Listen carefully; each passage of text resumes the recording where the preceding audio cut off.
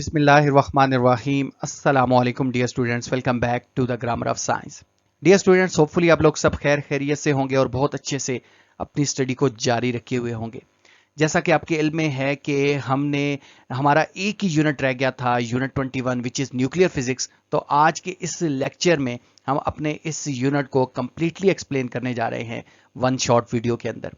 तो सबसे पहले हम देख लेते हैं कि आउटलाइन क्या है इस यूनिट की, जो कि फेडरल बोर्ड की तरफ से हमें गिवन है और कौन कौन सी चीज़ों को हमने अंडरस्टैंड करना है। तो सबसे पहले हम देखने जा रहे हैं 21.1 article which is discovery of atomic nucleus, 21.2 which is nuclear representations, 21.3 is isotopes and radioisotopes, 21.4 के अंदर हम स्टडी करेंगे radio activity, 21.5 is nuclear decay, 21.6 is half life, 21.10 is nuclear fission, and last but not least we will study inshallah 21.11 which is nuclear fusion.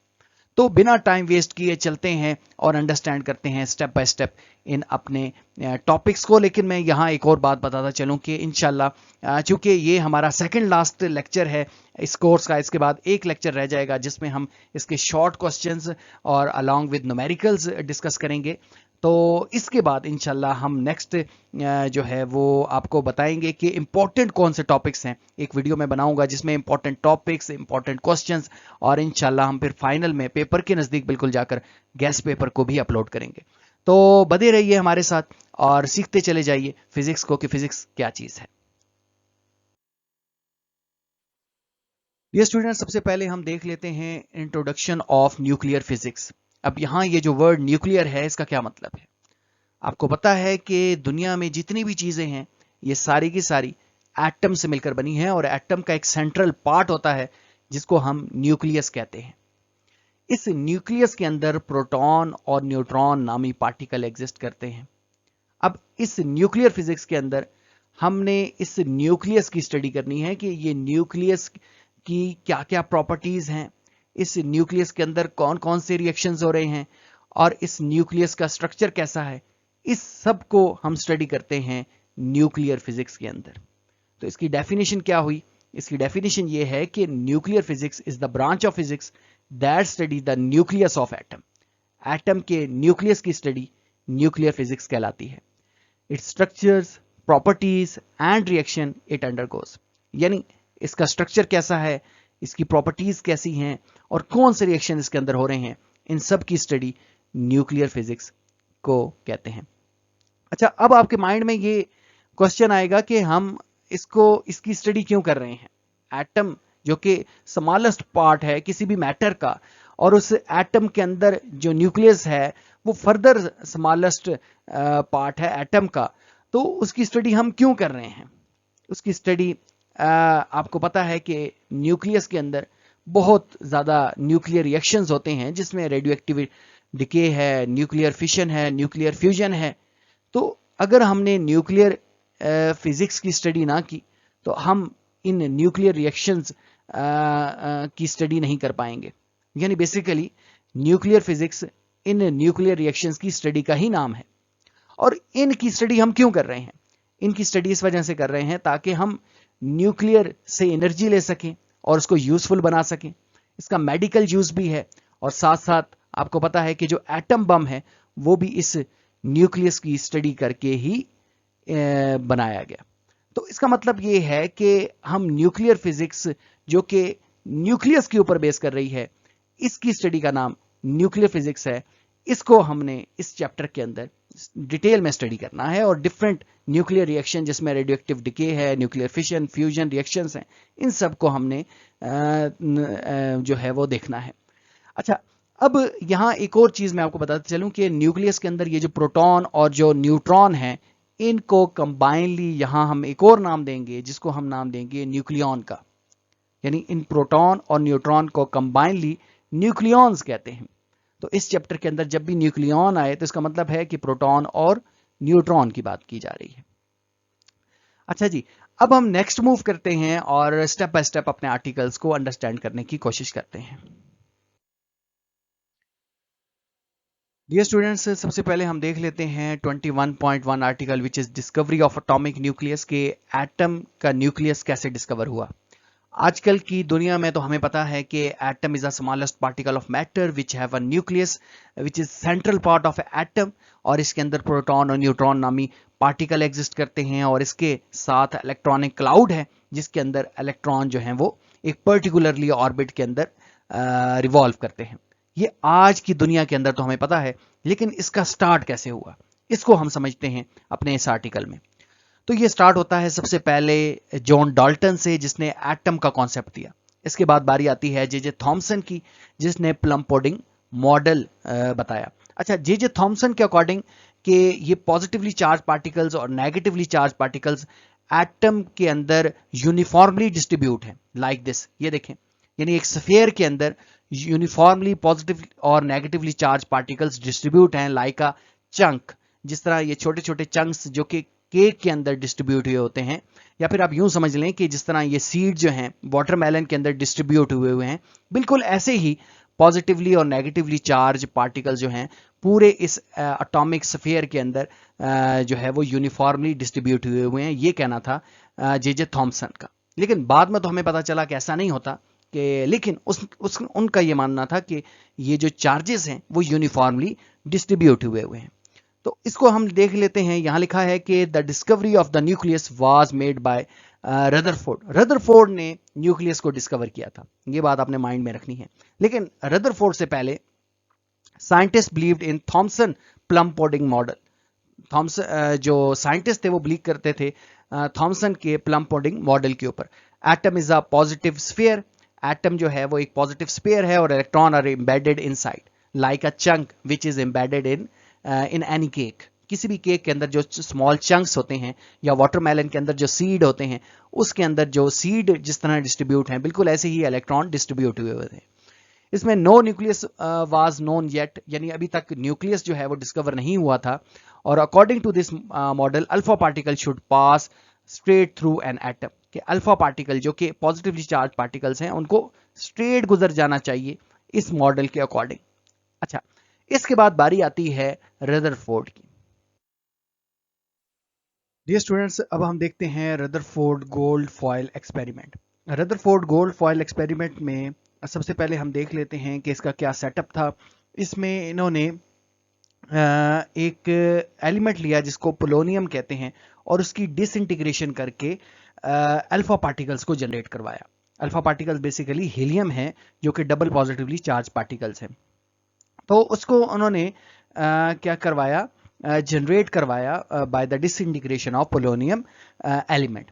तो ये alpha particles को इन्होंने bombard करवाया on thin gold foil. ये एक gold foil है, इसके ऊपर इन अल्फा पार्टिकल्स की बम्बार्टमेंट करवाई, और इसके सामने एक फ्लोरोसेंट स्क्रीन रख दी। और ये देखा कि ये देखें, ये चारों तरफ इस तरह फ्लोरोसेंट स्क्रीन पड़ी हुई थी। तो इन्होंने ये देखा कि ये जो अल्फा पार्टिकल्स हैं जाकर ये स्ट्राइक कर रहे हैं यानी इसमें से पास होने के बाद क्या वो स्ट्रेट जाते हैं या वो बेंड हो जाते हैं। ये बेसिकली फ्लोरोसेंट स्क्रीन के ऊपर वो डिफरेंट जगहों के ऊपर इम्पैक्ट पड़ रहे थे, जिसकी मदद से इन्होंने डिफरेंट ऑब्जर्वेशंस को कलेक्ट किया। यहाँ देखें, ये अल्फा पार्टिकल्स हैं, और ये ज़्यादातर इन्होंने देखा कि अल्फा पार्टिकल्स बिल्कुल इस फॉयल में से स्ट्रेट जा रहे हैं। इसका मतलब इन्होंने ये लिया कि एटम ने जो ज़्यादातर स्पेस ऑक्युपाई की है वो एम्प्टी है, यानी ये न्यूक्लियस है और बाहर इलेक्ट्रॉन्स हैं। तो एटम ने जो ज़्यादातर स्पेस ऑक्युपाई की हुई है वो क्या है, खाली है। इसके बाद इन्होंने ये देखा, जिस तरह आप देख रहे हैं कि यहाँ जो बी टाइप अल्फा पार्टिकल्स हैं, ये देखें ये स्लाइटली डिफ्लेक्ट हो रहे हैं, ये ऐसे ये स्लाइटली डिफ्लेक्ट हो रहे हैं। और कुछ ऐसे अल्फा पार्टिकल्स भी थे जो ज़्यादा डिफ्लेक्शन शो कर रहे थे, यानी ग्रेटर देन 180 डिग्री पर वो बेंड हो रहे थे। तो ये तीन तरह के ऑब्जर्वेशन इन्होंने यहाँ से कलेक्ट की। जो स्लाइटली डिफ्लेक्ट हो रहे थे उसका मतलब ये है कि एटम के एक सेंट्रल में कुछ पॉजिटिवली चार्ज पार्टिकल है, जब ये पास अल्फा पार्टिकल्स उसके पास पहुंचते हैं, चूंकि अल्फा पार्टिकल्स भी पॉजिटिव हैं, तो पॉजिटिव होने की वजह से वो स्लाइटली डिफ्लेक्ट कर रहे हैं।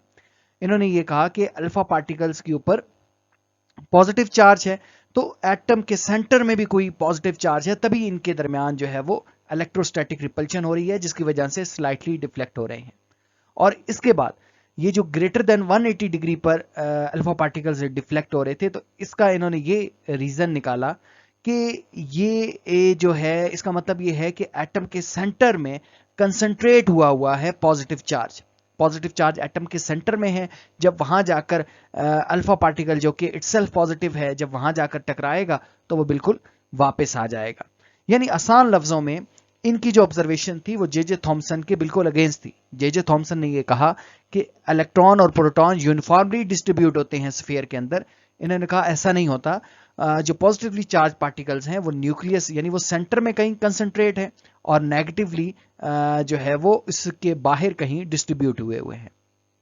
तो इन सारी ऑब्जर्वेशन को अब हम अपने पास नोट डाउन कर लेते हैं। पहले इसका सेटअप है और इसके साथ इनकी ऑब्जर्वेशन है। और पहली ऑब्जर्वेशन क्या है कि most alpha particles passed straight through, यानी ज्यादातर अल्फा पार्टिकल बीच में से सीधे गुजर गए। अब इसका क्या मतलब है कि ज्यादातर जो एटम ने स्पेस ऑक्युपाई की है वो खाली है। दूसरी ऑब्जर्वेशन क्या है कि some alpha particles were deflected at small angle, कुछ अल्फा पार्टिकल्स थोड़े एंगल पर डिफ्लेक्ट हुए। इसका क्या मतलब है? इसका मतलब यह है कि पॉजिटिव चार्ज इज कंसंट्रेटेड, कि पॉजिटिव चार्ज जो है वो कहीं कंसंट्रेट हुआ है, वो स्प्रेड नहीं हुआ पूरे एटम के अंदर। अच्छा, तीसरी ऑब्जर्वेशन इनकी ये थी कि few alpha particles bounced back, कुछ ऐसे अल्फा पार्टिकल्स थे जो बिल्कुल वापस आ रहे थे। इसका क्या मतलब है कि very small dense positively charge centre है इसका, इस वजह से अल्फा पार्टिकल्स बाउंस बैक हो रहे हैं। तो ये इनकी ऑब्जर्वेशन थी जो कि रदरफोर्ड की गोल्ड फॉयल एक्सपेरिमेंट के रिजल्ट में सामने आई। अच्छा, नेक्स्ट मूव करते हैं। डियर स्टूडेंट्स, अब हम देखते हैं स्ट्रक्चर ऑफ एटम, जो कि करंट कॉन्सेप्ट है, और ये जो करंट कॉन्सेप्ट है ये बेस कर रहा है क्वांटम मैकेनिक्स के ऊपर। वैसे तो आपको पता है कि रदरफोर्ड के बाद बारी आती है बोहर एटॉमिक मॉडल की, लेकिन आपकी बुक उसको डिस्कस नहीं कर रही। जे थॉमसन के बाद फिर रदरफोर्ड, और रदरफोर्ड के बाद इन्होंने करंट कॉन्सेप्ट दिया हुआ है, तो मैं यहां बात करूंगा करंट कॉन्सेप्ट की। अच्छा, जो क्वांटम मैकेनिक्स कॉन्सेप्ट है ये थोड़ा बोहर से डिफरेंट है।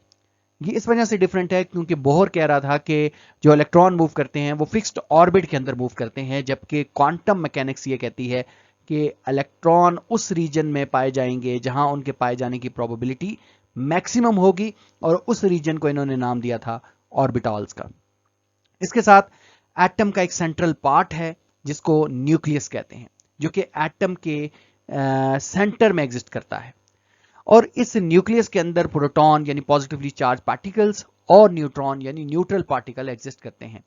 Almost all the mass of atom is concentrated in the nucleus, यानी एटम का जो ज्यादातर मैस है वो कंसंट्रेट हुआ है न्यूक्लियस के अंदर। इसके बाद इलेक्ट्रॉनिक क्लाउड्स की बात की जाए तो electrons move around in nucleus in cloud like region called orbital, और electron do not have fixed path, electron की फिक्स पाथ नहीं है। Their position is describe probabilistically, the cloud represent where an electron is most likely to be found, यानी जहां electron जो है वो ज्यादा पाए जाने की प्रोबेबिलिटी उनकी मैक्सिमम है, उसको हम क्या नाम दे रहे हैं? क्लाउड या फिर ऑर्बिटल्स का। डियर स्टूडेंट्स, अब अगर हम बात करें कि मैस ऑफ एटम, तो almost all the mass of atoms come from the nucleus.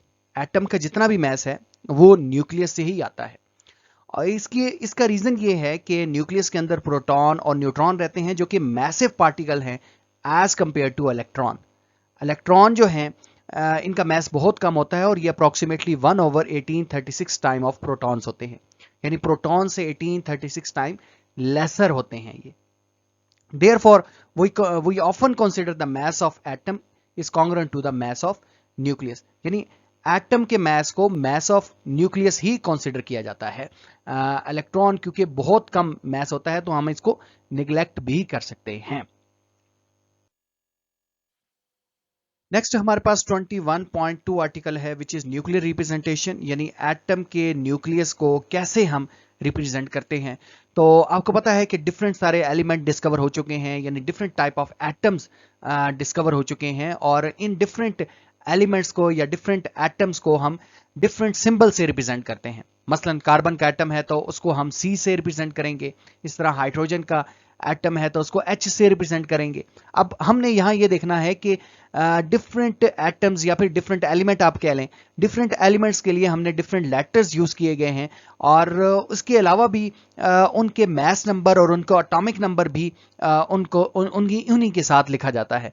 जैसे फॉर एग्जांपल ये आपके पास है एक एलिमेंट जिसको हमने X कहा है, ये हमारे पास उसका मैस नंबर है, और मैस नंबर क्या होता है, प्रोटॉन और न्यूट्रॉन का सम होता है। यानी प्रोटॉन को Z से रिप्रेजेंट करते हैं और न्यूट्रॉन को N से रिप्रेजेंट करते हैं। इन दोनों को अगर इकट्ठा कर लें तो ये हमारे पास बनता है मैस नंबर, और मैस नंबर को अमूमन ये जो है वो सुपरस्क्रिप्ट में लिखा जाता है, जबकि जो एटॉमिक नंबर होता है जिसको हम Z से रिप्रेजेंट करते हैं ये सबस्क्रिप्ट में लिखा जाता है। तो ये हमारे पास जनरल रिप्रेजेंटेशन है न्यूक्लियर की। यहां जिस तरह लिखा है कि जनरल न्यूक्लियर रिप्रेजेंटेशन में an atomic number is written as this, और इसमें X क्या है, केमिकल सिंबल है, हाइड्रोजन का, कार्बन का, ऑक्सीजन का या यूरेनियम किसी का भी हो सकता है। अच्छा, मैस नंबर, इसमें टोटल नंबर ऑफ न्यूक्लियॉन कितने हैं। मैस नंबर हमें क्या बताता है, टोटल नंबर ऑफ न्यूक्लियॉन, और न्यूक्लियॉन हमने किसको कहा था, प्रोटॉन और न्यूट्रॉन को कंबाइनली हमने न्यूक्लियॉन कहा था। इसी के साथ एटॉमिक नंबर जो है ये हमें रिप्रेजेंट करता है number of proton. From this we can find, atomic number से हम क्या फाइंड आउट कर सकते हैं, नंबर ऑफ न्यूट्रॉन। यानी अगर आप माइनस कर दें मैस नंबर में से एटॉमिक नंबर तो आप न्यूट्रॉन नंबर को फाइंड आउट कर सकते हैं। नेक्स्ट, अगर हम मीनिंग ऑफ मैस नंबर को देखें कि मैस नंबर बेसिकली हमें क्या बता रहा है, तो मैस नंबर बताता है कि how heavy the nucleus is. जितना मैस नंबर ज्यादा होगा इतना ही न्यूक्लियस ज्यादा हैवी होगा। इसी के साथ it contain all the particle inside the nucleus, proton and neutron. Mass के अंदर प्रोटॉन और न्यूट्रॉन दोनों पार्टिकल एग्जिस्ट करते हैं। एग्जाम्पल इसमें जैसे कार्बन है, इसका मैस नंबर 14 होता है, टोटल न्यूक्लियॉन इसमें 14 है। इसी तरीके से अगर हम एटॉमिक नंबर की बात करें तो एटॉमिक नंबर क्या बताता है, नंबर ऑफ प्रोटॉन्स को। It decide which element it is, यानी जो कि एक एलिमेंट का दूसरे एलिमेंट से डिफरेंट होता है। It also equal to the number of electron in neutral atom. किसी भी न्यूट्रल एटम के अंदर जितने इलेक्ट्रॉन होंगे उतने ही प्रोटॉन होंगे, और इसको हम रिप्रेजेंट करते हैं Z से, और Z is equal to 6 meaning the element is carbon. अच्छा जी, अब हम चलते हैं आगे आइसोटोप्स की तरफ। आइसोटोप्स क्या है, आपको पता है कि कुछ ऐसे एटम होते हैं सेम एलिमेंट के जिनके सेम एटॉमिक नंबर होते हैं लेकिन डिफरेंट मैस नंबर होते हैं, इनको हम आइसोटोप्स कहते हैं। यहां देखें कि फॉर एग्जांपल ये हमारे पास है हाइड्रोजन। हाइड्रोजन के 3 आइसोटोप्स एग्जिस्ट करते हैं, प्रोटियम, ड्यूट्रियम और ट्रिटियम। तो यहां देखें इसमें एटॉमिक नंबर इसका 1 है, इसमें भी एटॉमिक नंबर 1 है, इसमें भी एटॉमिक नंबर 1 है, लेकिन मैस नंबर तीनों का डिफरेंट है। तो आइसोटोप्स हम किसे कह रहे हैं, element having same atomic number but different mass number. इनका मैस नंबर डिफरेंट होता है, ये आपने याद रखना है। और एलिमेंट भी सेम है, सेम एलिमेंट है, सेम एटॉमिक नंबर है, लेकिन डिफरेंट मैस नंबर है। इसको हम क्या बोलते हैं, आइसोटोप्स बोलते हैं। अच्छा, इससे होगा क्या, इससे ये होगा कि इन तीनों की केमिकल प्रॉपर्टीज तो सेम होंगी, क्योंकि इन तीनों में इलेक्ट्रॉन सेम है। केमिकल प्रॉपर्टीज बेस करती हैं नंबर ऑफ इलेक्ट्रॉन्स के ऊपर, लेकिन इनकी फिजिकल प्रॉपर्टीज डिफरेंट है, जिसमें इनका मैस, डेंसिटी या फिर स्टेबिलिटी, ये इन तीनों की डिफरेंट है। Isotopes can not be separate by chemical method. आप केमिकली आइसोटोप्स को अलग नहीं कर सकते, but only by method that are based on the mass difference such as mass spectrometry. ये एक मेथड है जिससे आप एक टाइप के आइसोटोप्स को दूसरे टाइप के आइसोटोप से अलग कर सकते हैं। अच्छा जी, नेक्स्ट मूव करते हैं। डियर स्टूडेंट्स, अब हम समझने की कोशिश करते हैं रेडियो आइसोटोप्स के। रेडियो आइसोटोप्स किसे कह रहे हैं, तो देखें, रेडियो आइसोटोप्स एक ऐसे आइसोटोप्स हैं जिनके न्यूक्लियस अनस्टेबल है। यानी ऐसे आइसोटोप्स जिनके न्यूक्लियस अनस्टेबल्स हों उनको हम रेडियो आइसोटोप्स कह रहे हैं। ये रेडियो आइसोटोप्स करते क्या हैं, दे डिके बाय इमिटिंग रेडिएशन। यानी ये रेडियोएक्टिव डिके करते हैं बाय इमिटिंग रेडिएशन। अब आपके माइंड में ये होगा कि कौन सी रेडिएशन इमिट करते हैं, तो ये रेडिएशन इमिट करते हैं अल्फा पार्टिकल, बीटा पार्टिकल और गामा रेस को ये इमिट करते हैं। कौन इमिट करता है, रेडियोएक्टिव आइसोटोप्स। और कब करते हैं रेडियो एक्टिव आइसोटोप्स? जब अनस्टेबल होते हैं तो ये क्या करते हैं, डिफरेंट रेज को या पार्टिकल्स को क्या करते हैं, इमिट करते हैं।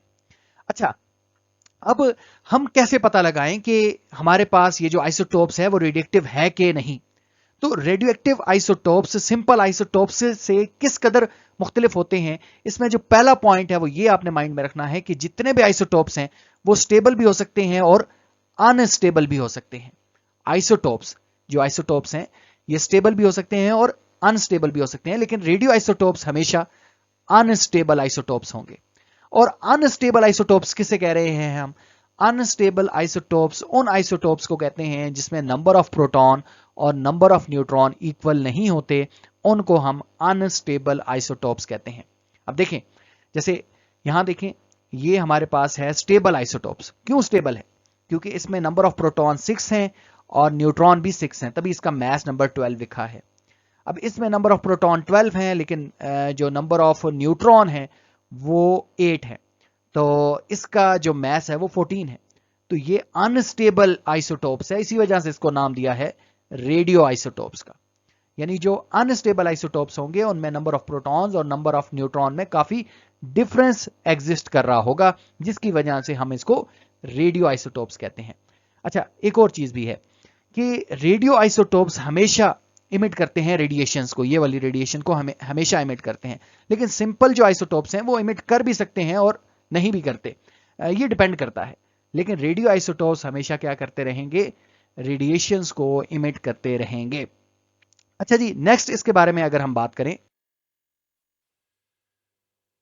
ये स्टूडेंट्स, नेक्स्ट हमारे पास है, ये एक आर्टिकल है जो कि आपकी बुक से ही लिया गया है। ये आर्टिकल थोड़ा मुझे इंपॉर्टेंट लगा, इस वजह से मैंने बिल्कुल जस्ट उसको कॉपी पेस्ट यहां कर दिया है। ये आर्टिकल क्या कह रहा है? ये कह रहा है कि जो फर्स्ट 80 एलिमेंट है प्रोडक्ट टेबल के अंदर वो स्टेबल आइसोटोप्स हैं। अच्छा, स्टेबल आइसोटोप्स कहां एग्जिस्ट करेंगे? तो फर्स्ट 80 एलिमेंट्स के अंदर ही स्टेबल आइसोटोप्स एग्जिस्ट करेंगे। अगर हम 91, 92 या आगे जाएंगे, जैसे यूरेनियम आइसोटोप्स हैं, तो वो स्टेबल आइसोटोप्स नहीं है, क्योंकि उनका एटॉमिक नंबर 92 है या फिर 80 से ज्यादा है, इस वजह से वो स्टेबल आइसोटोप्स नहीं है। स्टेबल आइसोटोप्स आपको कहां मिलेंगे?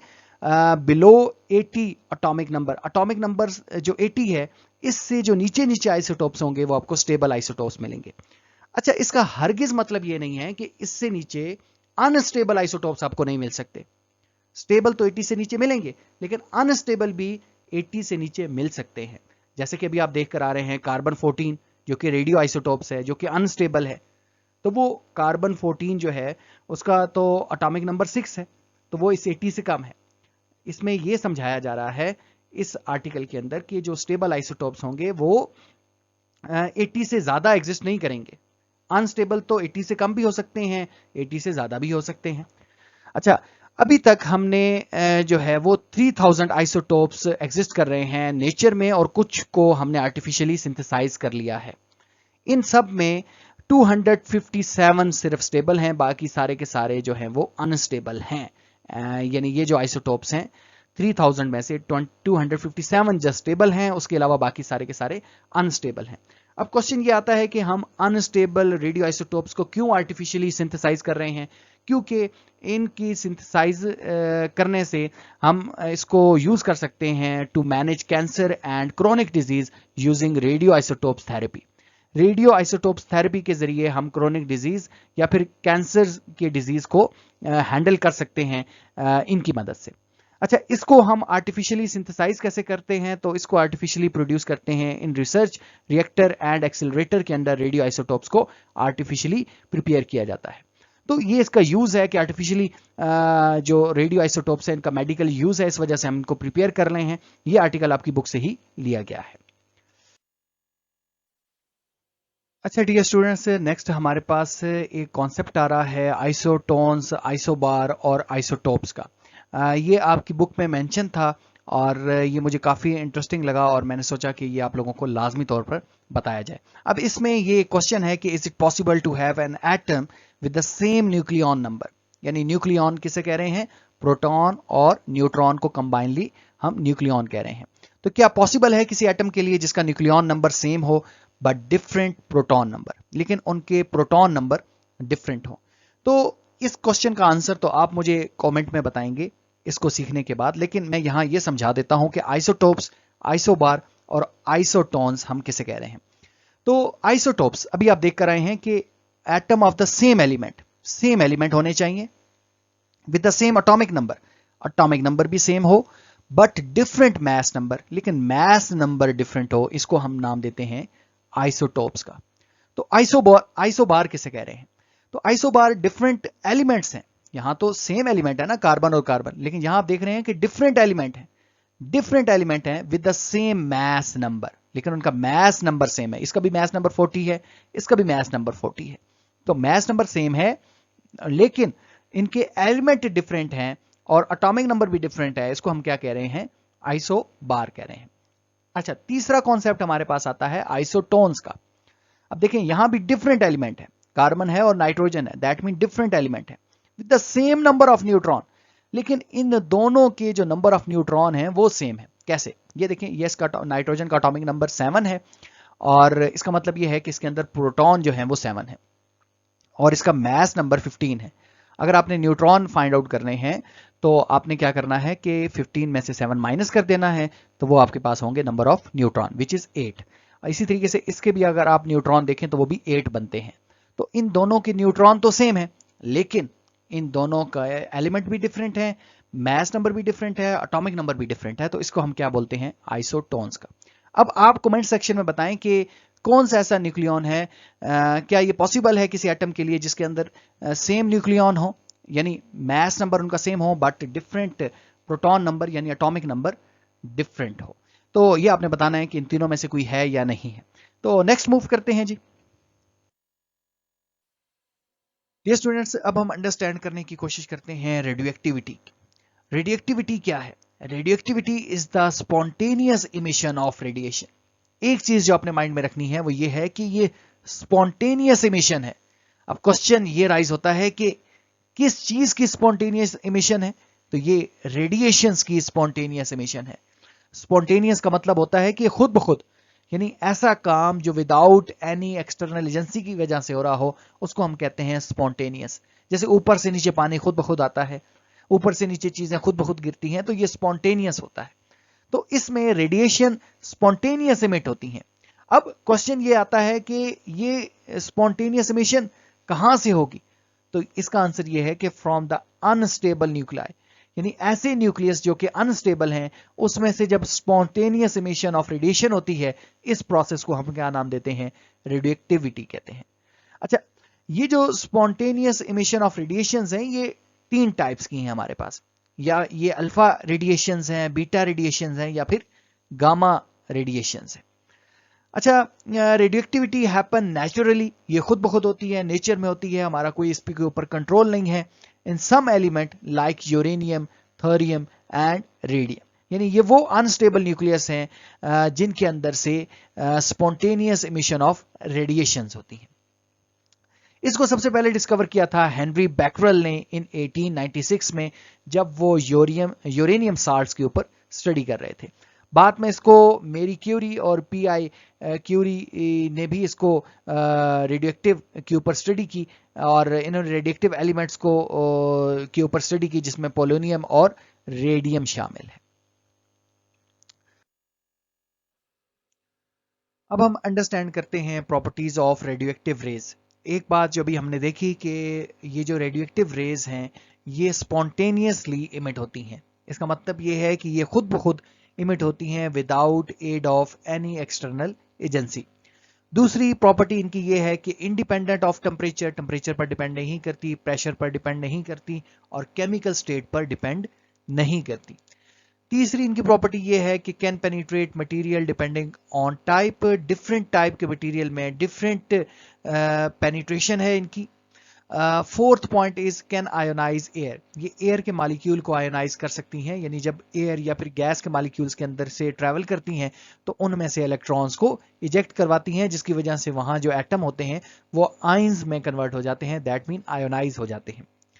नेक्स्ट अगर इनकी प्रॉपर्टी देखें तो नेक्स्ट ये प्रॉपर्टी बेसिकली देखी थी रदरफोर्ड और उनके कोलीग्स ने। उन्होंने ये देखा था, उन्होंने क्या किया कि ये जो डिफरेंट रेडिएशंस हैं इनको पास करवाया इलेक्ट्रिक और मैग्नेटिक फील्ड के अंदर।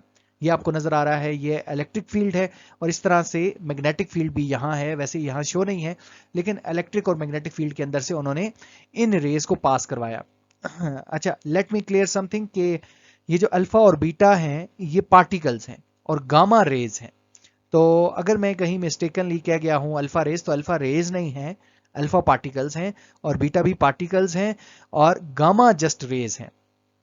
अच्छा, तो जब इन्होंने इस इलेक्ट्रिक और मैग्नेटिक फील्ड से पास करवाया तो इन्होंने देखा कि जो अल्फा पार्टिकल्स थे ये नेगेटिव प्लेट की तरफ डिफ्लेक्ट हो रहे थे। तो इसका मतलब क्या हुआ कि जो अल्फा पार्टिकल्स हैं ये पॉजिटिवली चार्ज पार्टिकल्स हैं। इसी तरीके से जो बीटा पार्टिकल्स थे ये नेगेटिव प्लेट की तरफ डिफ्लेक्ट हो रहे थे, नेगेटिव प्लेट की तरफ जा रहे थे। तो इसका मतलब ये हुआ कि जो बीटा पार्टिकल्स हैं ये नेगेटिवली चार्ज पार्टिकल्स हैं, और गामा रेज जो थी बिल्कुल स्ट्रेट पास हो गई। इसका मतलब है कि इसके ऊपर कोई चार्ज ही नहीं है, अगर चार्ज होता तो किसी प्लेट की तरफ ये डिफ्लेक्शन शो करती। अच्छा, तीसरी एक और इंपॉर्टेंट चीज इन्होंने ये देखी कि जो अल्फा पार्टिकल्स थे इनकी डिफ्लेक्शन कम थी, और जो बीटा पार्टिकल्स थे इनकी डिफ्लेक्शन ज्यादा थी। इसके पीछे रीजन ये है कि जो अल्फा पार्टिकल्स हैं वो ज्यादा मैसिव पार्टिकल्स हैं, इनका मैस ज्यादा है, तो ज्यादा मैसिव होने की वजह से ये कम डिफ्लेक्शन शो करते हैं, जबकि बीटा पार्टिकल्स लेस मैसिव हैं, इस वजह से ये ज्यादा क्या शो कर रहे हैं, डिफ्लेक्शन शो कर रहे हैं। तो ये सारी बातें यहाँ ये आपके आर्टिकल बुक से ही ली गई हैं, ये बातें जो मैंने अभी यहाँ बताई हैं, लेकिन ये बातें अभी आगे भी आ रही हैं। डियर स्टूडेंट्स, अब हम सबसे पहले देखते हैं अल्फा एमिशंस को कि अल्फा एमिशंस कब होंगी। अच्छा, पहले अल्फा पार्टिकल्स को देख लें। अल्फा पार्टिकल्स क्या हैं? अल्फा पार्टिकल्स एक ऐसे पार्टिकल्स हैं जो बिल्कुल हीलियम के जैसे, यानी हीलियम ही पार्टिकल्स को हम अल्फा पार्टिकल्स कह रहे हैं, लेकिन ये एक बड़े न्यूक्लियस से, हैवी न्यूक्लियस से इमिट होंगे। अब अल्फा पार्टिकल्स के अंदर दो प्रोटॉन्स होते हैं, बिल्कुल ऐसे ही जिस तरह हीलियम के अंदर दो प्रोटॉन्स होते हैं। इस वजह से हम अल्फा पार्टिकल्स को हीलियम के पार्टिकल्स भी कहते हैं, हीलियम ही कहते हैं। अब इसके अंदर दो न्यूट्रॉन होते हैं अल्फा पार्टिकल्स के अंदर, हीलियम के अंदर भी दो न्यूट्रॉन होते हैं, जिसकी वजह से इसका एटॉमिक मैस नंबर इसका 4 होता है। तो अल्फा के पार्टिकल बिल्कुल ऐसे ही हैं जिस तरह हीलियम का कोई न्यूक्लियस है। ठीक है, ये चीज आपने माइंड में रखनी है। अब हमारा क्वेश्चन ये है कि ये इमिट कब होंगे अल्फा पार्टिकल्स, और कौन से एटम से इमिट होंगे। इसके लिए इस एग्जांपल को समझिए। सपोज करें एक न्यूक्लियस है, और ये बड़ा न्यूक्लियस है क्योंकि इसमें number of protons greater than 80 हैं या 82 हैं। तो 88 प्रोटॉन्स हैं एक न्यूक्लियस के अंदर। अब इसके अंदर जो न्यूट्रॉन है वो 120 है, यानी प्रोटॉन 88 है, न्यूट्रॉन 120 है। तो अब अगर हम इनकी रेशियो लें, यानी न्यूट्रॉन प्रोटॉन रेशियो लें, तो ये हमारे पास आती है 1.36, विच इज टू लो। यानी इस हैवी एटम के लिए न्यूट्रॉन प्रोटॉन की रेशियो बहुत कम है। तो याद रहे, जब भी न्यूट्रॉन प्रोटॉन की रेशियो बहुत कम होगी, इसके रिजल्ट में अल्फा पार्टिकल्स इमिट करेंगे।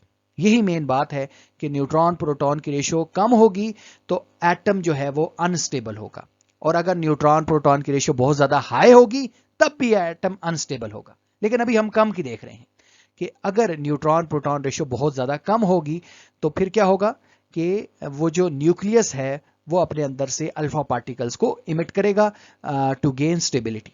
अब देखें, जब इमिट करेगा फिर क्या होगा। तो देखें, इस तरह होगा कुछ कि जो इसके प्रोटॉन है, क्योंकि अल्फा पार्टिकल्स अभी हम देख कर आए हैं कि एक ऐसा पार्टिकल है जिसके अंदर दो प्रोटॉन है, तो दो प्रोटॉन माइनस हो गए क्योंकि अल्फा पार्टिकल्स निकल गया। तो पीछे हमारे पास कितने प्रोटॉन रह गए, 86, यानी इसके पीछे कितने प्रोटॉन रह गए, 86। न्यूट्रॉन कितने रह गए, 118, न्यूट्रॉन भी दो निकल गए ना।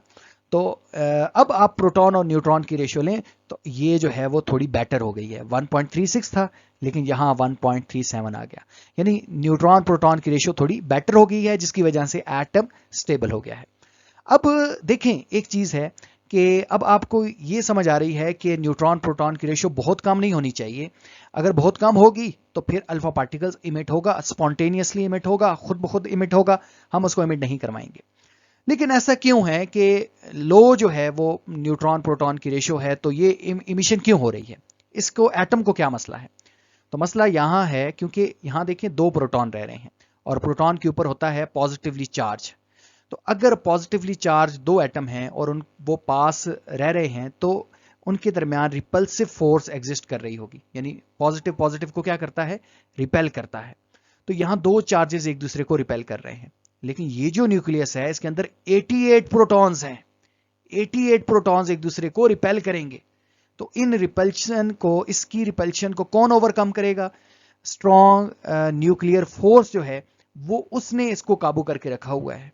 तो स्ट्रॉन्ग न्यूक्लियर फोर्स ये चाहेगी कि ये प्रोटॉन कम से कम हो, यानी ये 88 प्रोटॉन ना हो, ये कम से कम हो, ताकि स्ट्रॉन्ग न्यूक्लियर फोर्स थोड़ी कम लगानी पड़े। तो इस वजह से यहां से क्या होगा, 2 प्रोटॉन निकल जाएंगे। जब 2 प्रोटॉन निकलेंगे, पीछे अब 88 प्रोटॉन रह गए, तो 88 प्रोटॉन के ऊपर स्ट्रॉन्ग न्यूक्लियर फोर्स इजीली उनको होल्ड कर लेगी। तो ये सारी रीजन थी कि यहां बेसिकली जो प्रोटॉन्स के दरमियान इलेक्ट्रोस्टैटिक रिपल्सिव फोर्स है वो उसको ओवरकम किया हुआ है स्ट्रॉन्ग न्यूक्लियर फोर्स ने। और स्ट्रॉन्ग न्यूक्लियर फोर्स ये चाहेगी कि ज्यादा प्रोटॉन ना हो, क्योंकि स्ट्रॉन्ग न्यूक्लियर फोर्स को और ज्यादा फोर्स लगानी पड़ रही है। तो इस वजह से क्या हुआ कि बीच में से जब 2 प्रोटॉन निकले, तो 2 प्रोटॉन निकले। अब क्योंकि न्यूट्रॉन जो होते हैं ना, न्यूट्रल पार्टिकल्स होते हैं, ये कंट्रीब्यूट नहीं करते रिपल्सिव में या अट्रैक्टिव फोर्सेस में, लेकिन ये वजह बनते हैं स्ट्रॉन्ग न्यूक्लियर फोर्स की। तो स्ट्रॉन्ग न्यूक्लियर फोर्स की वजह बनने के साथ साथ यानी न्यूट्रॉन तो इतने माइनस नहीं हो रहे, हो तो इक्वली रहे हैं, लेकिन आप यूं समझिए कि न्यूक्लियन, कंप्लीटली न्यूक्लियन को देखें तो यहां हम ये कह रहे हैं, अगर मैं इसको थोड़ा आप लोगों को बताऊं कि आप लोगों ने ये कहना है, मेन चीज जो अपने माइंड में रखनी है वो ये रखें कि न्यूट्रॉन और प्रोटॉन की रेशियो कम होगी तो फिर अल्फा पार्टिकल्स एमिट होंगे, और अभी हम आगे देखते हैं कि जब हाई होगी तो फिर ऐसा नहीं होगा। और अगर ये थोड़ी स्टेबल हो, बेटर हो, तो फिर जो है वो अल्फा पार्टिकल्स एमिट नहीं होंगे। तो यहाँ प्रोटॉन के एमिट करने से जस्ट यही हो रहा है कि न्यूट्रॉन प्रोटॉन रेशियो बेटर हो रही है। अच्छा जी, अब इस सारे को चीजों को आपने लिखना कैसे है, तो उसके लिए हम आगे चलते हैं। डियर स्टूडेंट्स, अब हम देखते हैं अल्फा एमिशंस को, कि अल्फा एमिशंस के बारे में आपकी बुक में क्या लिखा है। तो ये जो सारा मैंने लिया है ये आपकी बुक से ही लिया है, और इसको अगर मैं रीड करूं तो यहाँ पहले है कि अल्फा पार्टिकल्स के बारे में है कि alpha particles are equivalent to helium nuclei, कि अल्फा पार्टिकल्स बिल्कुल ऐसा ही है जैसे हीलियम का न्यूक्लियस है जिसके अंदर 2 प्रोटॉन है और 2 न्यूट्रॉन है। अच्छा, दूसरी बात यह है कि ये इमिट होता है फ्रॉम द न्यूक्लियस। इसके बाद क्या है कि कब इमिट होता है, when the ratio of neutron to the proton is in the nucleus is too low, यानी न्यूट्रॉन और प्रोटॉन की रेशियो बहुत कम हो, तब अल्फा पार्टिकल्स की इमिशंस होती है। अच्छा, alpha particles, alpha emissions occur in very large amount, ये बहुत ज्यादा अमाउंट में होगा, बहुत ज्यादा अमाउंट में उन एटम्स के अंदर से होगा। They have high atomic number, यानी जिनके एटॉमिक नंबर बहुत ज्यादा हाई है, यानी ऐसे न्यूक्लियस जिनका एटॉमिक नंबर बहुत ज्यादा हाई है, उनमें नंबर ऑफ प्रोटॉन डेफिनेटली बहुत ज्यादा होंगे और उनके अंदर हमें अल्फा पार्टिकल्स की इमिशन देखने को मिलेगी। अच्छा, इसके साथ नेक्स्ट अगर हम देखें कि अगर हम इस अल्फा पार्टिकल जो कि इमिट हो गया है, इसको अगर हम इलेक्ट्रिक फील्ड के अंदर रखें, they are attracted toward the negative plate, तो ये नेगेटिव प्लेट की तरफ अट्रैक्ट होगा। ये भी आप पीछे देख कर भी आए हैं। Their deflection is small because they are heavy, और ये डिफ्लेक्शन इनकी कम होगी, क्यों कम होगी, क्योंकि ये हैवी है। और मैग्नेटिक फील्ड के अंदर they move in a curve path, ये कर्व पाथ के अंदर मूव होंगे, determined by the Fleming left hand rule, जो कि हम अपने प्रीवियस यूनिट 19 इलेक्ट्रोमैग्नेटिज्म के अंदर सीख कर आए हैं कि अगर आप अपनी 4 फिंगर मैग्नेटिक फील्ड की डायरेक्शन में रखें, मिडिल फिंगर करंट की डायरेक्शन में रखें, तो फिर आपका जो थंब है वो पॉइंट आउट करेगा कि इसके ऊपर लगने वाली फोर्स को। तो since alpha particles are positive, the force act in the same direction as shown by thumb. Next move करते हैं। नेक्स्ट हमारे पास है जी बीटा पार्टिकल्स, और बीटा पार्टिकल्स क्या है? Beta particles negatively charge particles है। अच्छा, इमिट कहां से होते हैं? तो आंसर है कि ये भी न्यूक्लियस से ही इमिट होते हैं। कब इमिट होते हैं? ये तब इमिट होते हैं जब न्यूट्रॉन प्रोटॉन रेशियो बहुत ज्यादा हाई हो। इसका मतलब है कि नंबर ऑफ न्यूट्रॉन बहुत ज्यादा हो न्यूक्लियस में एज कंपेयर टू प्रोटॉन। अगर नंबर ऑफ न्यूट्रॉन ज्यादा ना हो, यानी रेशियो कम हो, तो फिर अल्फा पार्टिकल्स इमिट होते हैं। लेकिन अगर number of neutron as compare to proton बहुत ज्यादा हो, तो तब फिर हमारे पास बीटा पार्टिकल्स यानी बीटा पार्टिकल्स इमिट होते हैं। तो इसमें होगा क्या? इसमें होता यह है कि जो न्यूट्रॉन होते हैं इनकी कंसेंट्रेशन बहुत ज्यादा होती है, यानी ये बहुत ज्यादा होते हैं एज कंपेयर टू प्रोटॉन। तो न्यूट्रॉन कन्वर्ट होता है प्रोटॉन में, यानी एक न्यूट्रॉन जब प्रोटॉन में कन्वर्ट होता है तो इसके रिजल्ट में बीटा पार्टिकल्स इमिट होते हैं। ये बड़ी इंपॉर्टेंट बात है। अच्छा, वैसे जो प्रोटॉन होता है ये फर्दर पार्टिकल से मिलकर बना होता है जिसको हम क्वार्क कहते हैं। इस तरह न्यूट्रॉन भी फर्दर पार्टिकल से मिलकर बना होता है, इसको हम क्वार्क कहते हैं। प्रोटॉन में 2 अप क्वार्क एक डाउन क्वार्क होता है। तो यहाँ बेसिकली क्वार्क चेंज होते हैं, यानी न्यूट्रॉन और प्रोटॉन फर्दर पार्टिकल से मिलकर बने हैं, और वो फर्दर पार्टिकल्स की वजह से एक न्यूट्रॉन प्रोटॉन में जब कन्वर्ट होता है तो इसके रिजल्ट में क्या होता है, बीटा पार्टिकल्स इमिट होते हैं। अच्छा, तो यहां अभी अगर हम इसको लिखें तो यहां ये है कि beta particles are mostly fast moving electrons. ये फास्ट मूविंग इलेक्ट्रॉन्स हैं emitted from the nucleus which carry a negative charge. अब देखें ये सारी बातें जो अभी हमने की हैं। Beta particles emission occur when the ratio of neutron to the proton in the nucleus is too high. ये बात आपने माइंड में रखनी है।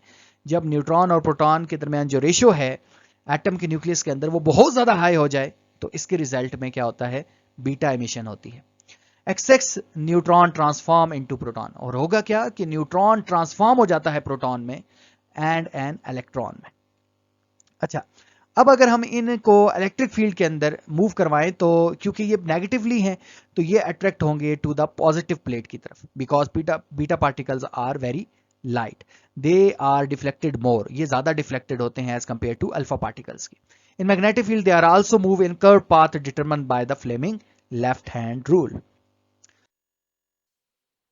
लास्ट हमारे पास आ गया है gamma emission. Gamma rays are electromagnetic radiations emitted from the nucleus. ये भी न्यूक्लियस से होती हैं। They are therefore neutral and has no charge. अच्छा, इसका कोई खास रीजन नहीं है हमारे पास, बस इतना हमें पता है कि gamma rays emission occur when the nucleus of radioactive atom has too much energy. जब उसके पास टू मच एनर्जी आ जाए, यानी वो एक्साइटेड स्टेट में जाए और डी एक्साइट हो रहा हो एटम, तो फिर उसमें क्या होगा कि वो गामा रेज को एमिट करेगा। Gamma radiation is not affected by electric और magnetic field, as the result it passes through the straight without any deflection. This make gamma rays easy to distinguish from charge particle. इसी वजह से हम gamma rays को अलग से distinguish कर सकते हैं चार्ज पार्टिकल से। डियर स्टूडेंट्स, अब हम देखते हैं पेनिट्रेटिंग पावर को। पेनिट्रेटिंग पावर क्या है?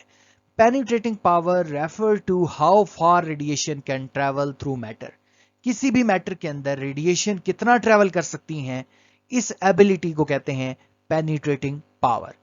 This is characterized by the loss of energy when radiation interact with substance. यानी इसमें क्या होता है कि जब वो पेनिट्रेट होती हैं तो जो इन रेडिएशन के पास एनर्जी है वो एनर्जी लॉस होती है। अच्छा, यहां देखें कि फॉर एग्जांपल जो अल्फा पार्टिकल्स हैं, देखा ये गया है कि अल्फा पार्टिकल्स की पेनिट्रेटिंग पावर सबसे कम है। ये पेपर की हद तक, यानी 1-2 मिलीमीटर की थिकनेस की शीट के अंदर ट्रैवल कर सकते हैं बामुश्किल। और बीटा पार्टिकल्स जो हैं ये जो है वो पेपर वगैरह में से तो गुजर जाता है, लेकिन एल्युमिनियम जो शीट है वो उनमें से ये रुक जाते हैं, पास नहीं हो सकते। गामा रेज की जो पेनिट्रेटिंग पावर है वो सबसे ज़्यादा है इन तीनों रेडिएशंस में से। न्यूट्रॉन यहाँ हमने नहीं देखने, हमने जस्ट इनको कंपेयर करना है। तो आप जस्ट ये देखें कि सबसे कम पेनिट्रेटिंग पावर अल्फा पार्टिकल्स की हैं, नॉट रे, ये गलत लिखा गया है। बीटा पार्टिकल्स की जो है पेनिट्रेटिंग पावर वो थोड़ी ज़्यादा है अल्फा से, और गामा की उससे भी ज़्यादा है। तो यहाँ ये लिखा हुआ है कि अल्फा पार्टिकल्स क्या करते हैं, a sheet of paper, skin, even a few centimetre of the air. Air के अंदर भी कुछ सेंटीमीटर तक ये ट्रैवल करते हैं। क्यों? इसका रीजन क्या है कि alpha particles are heavy particles हैं, 2 प्रोटॉन हैं, 2 न्यूट्रॉन हैं and charge +2, so they collide easily with the matter and lose energy. यानी जब वो एनर्जी लूज कर लेंगे तो वहां ये रुक जाएंगे। नेक्स्ट हमारे पास है जी बीटा पार्टिकल्स।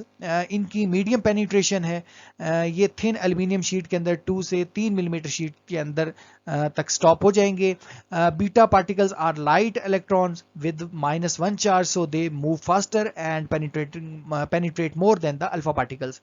गामा रेस की बात करें तो हाईएस्ट पेनिट्रेशन है इनकी। ये थिक लेड शीट और मैनी सेंटीमीटर ऑफ कंक्रीट से स्टॉप हो सकते हैं।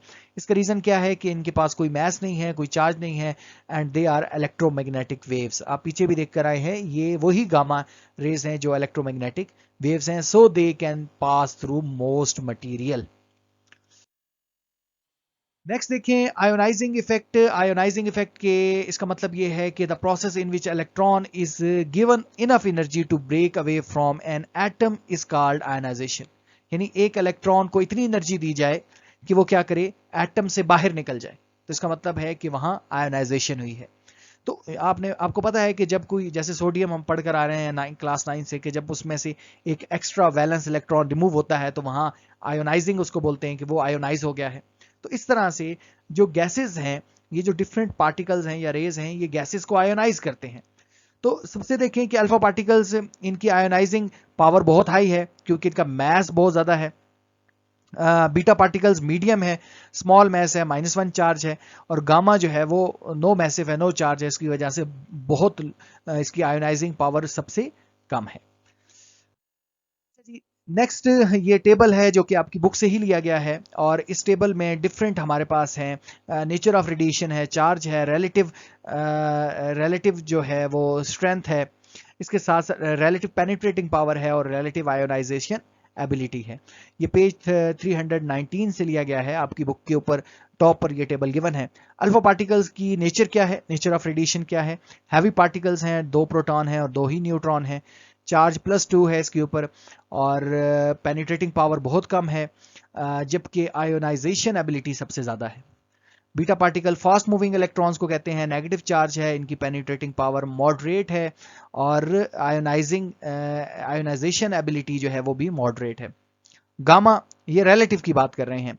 जब हम रिलेटिव बात करते हैं तो एक दूसरे से कंपेयर करके करते हैं। इलेक्ट्रोमैग्नेटिक वेव्स हैं, हाई एनर्जी वेव्स हैं, और वेरी हाई पेनिट्रेशन एबिलिटी है इनके पास, और जबकि आयनाइजेशन एबिलिटी इनकी बहुत कम है।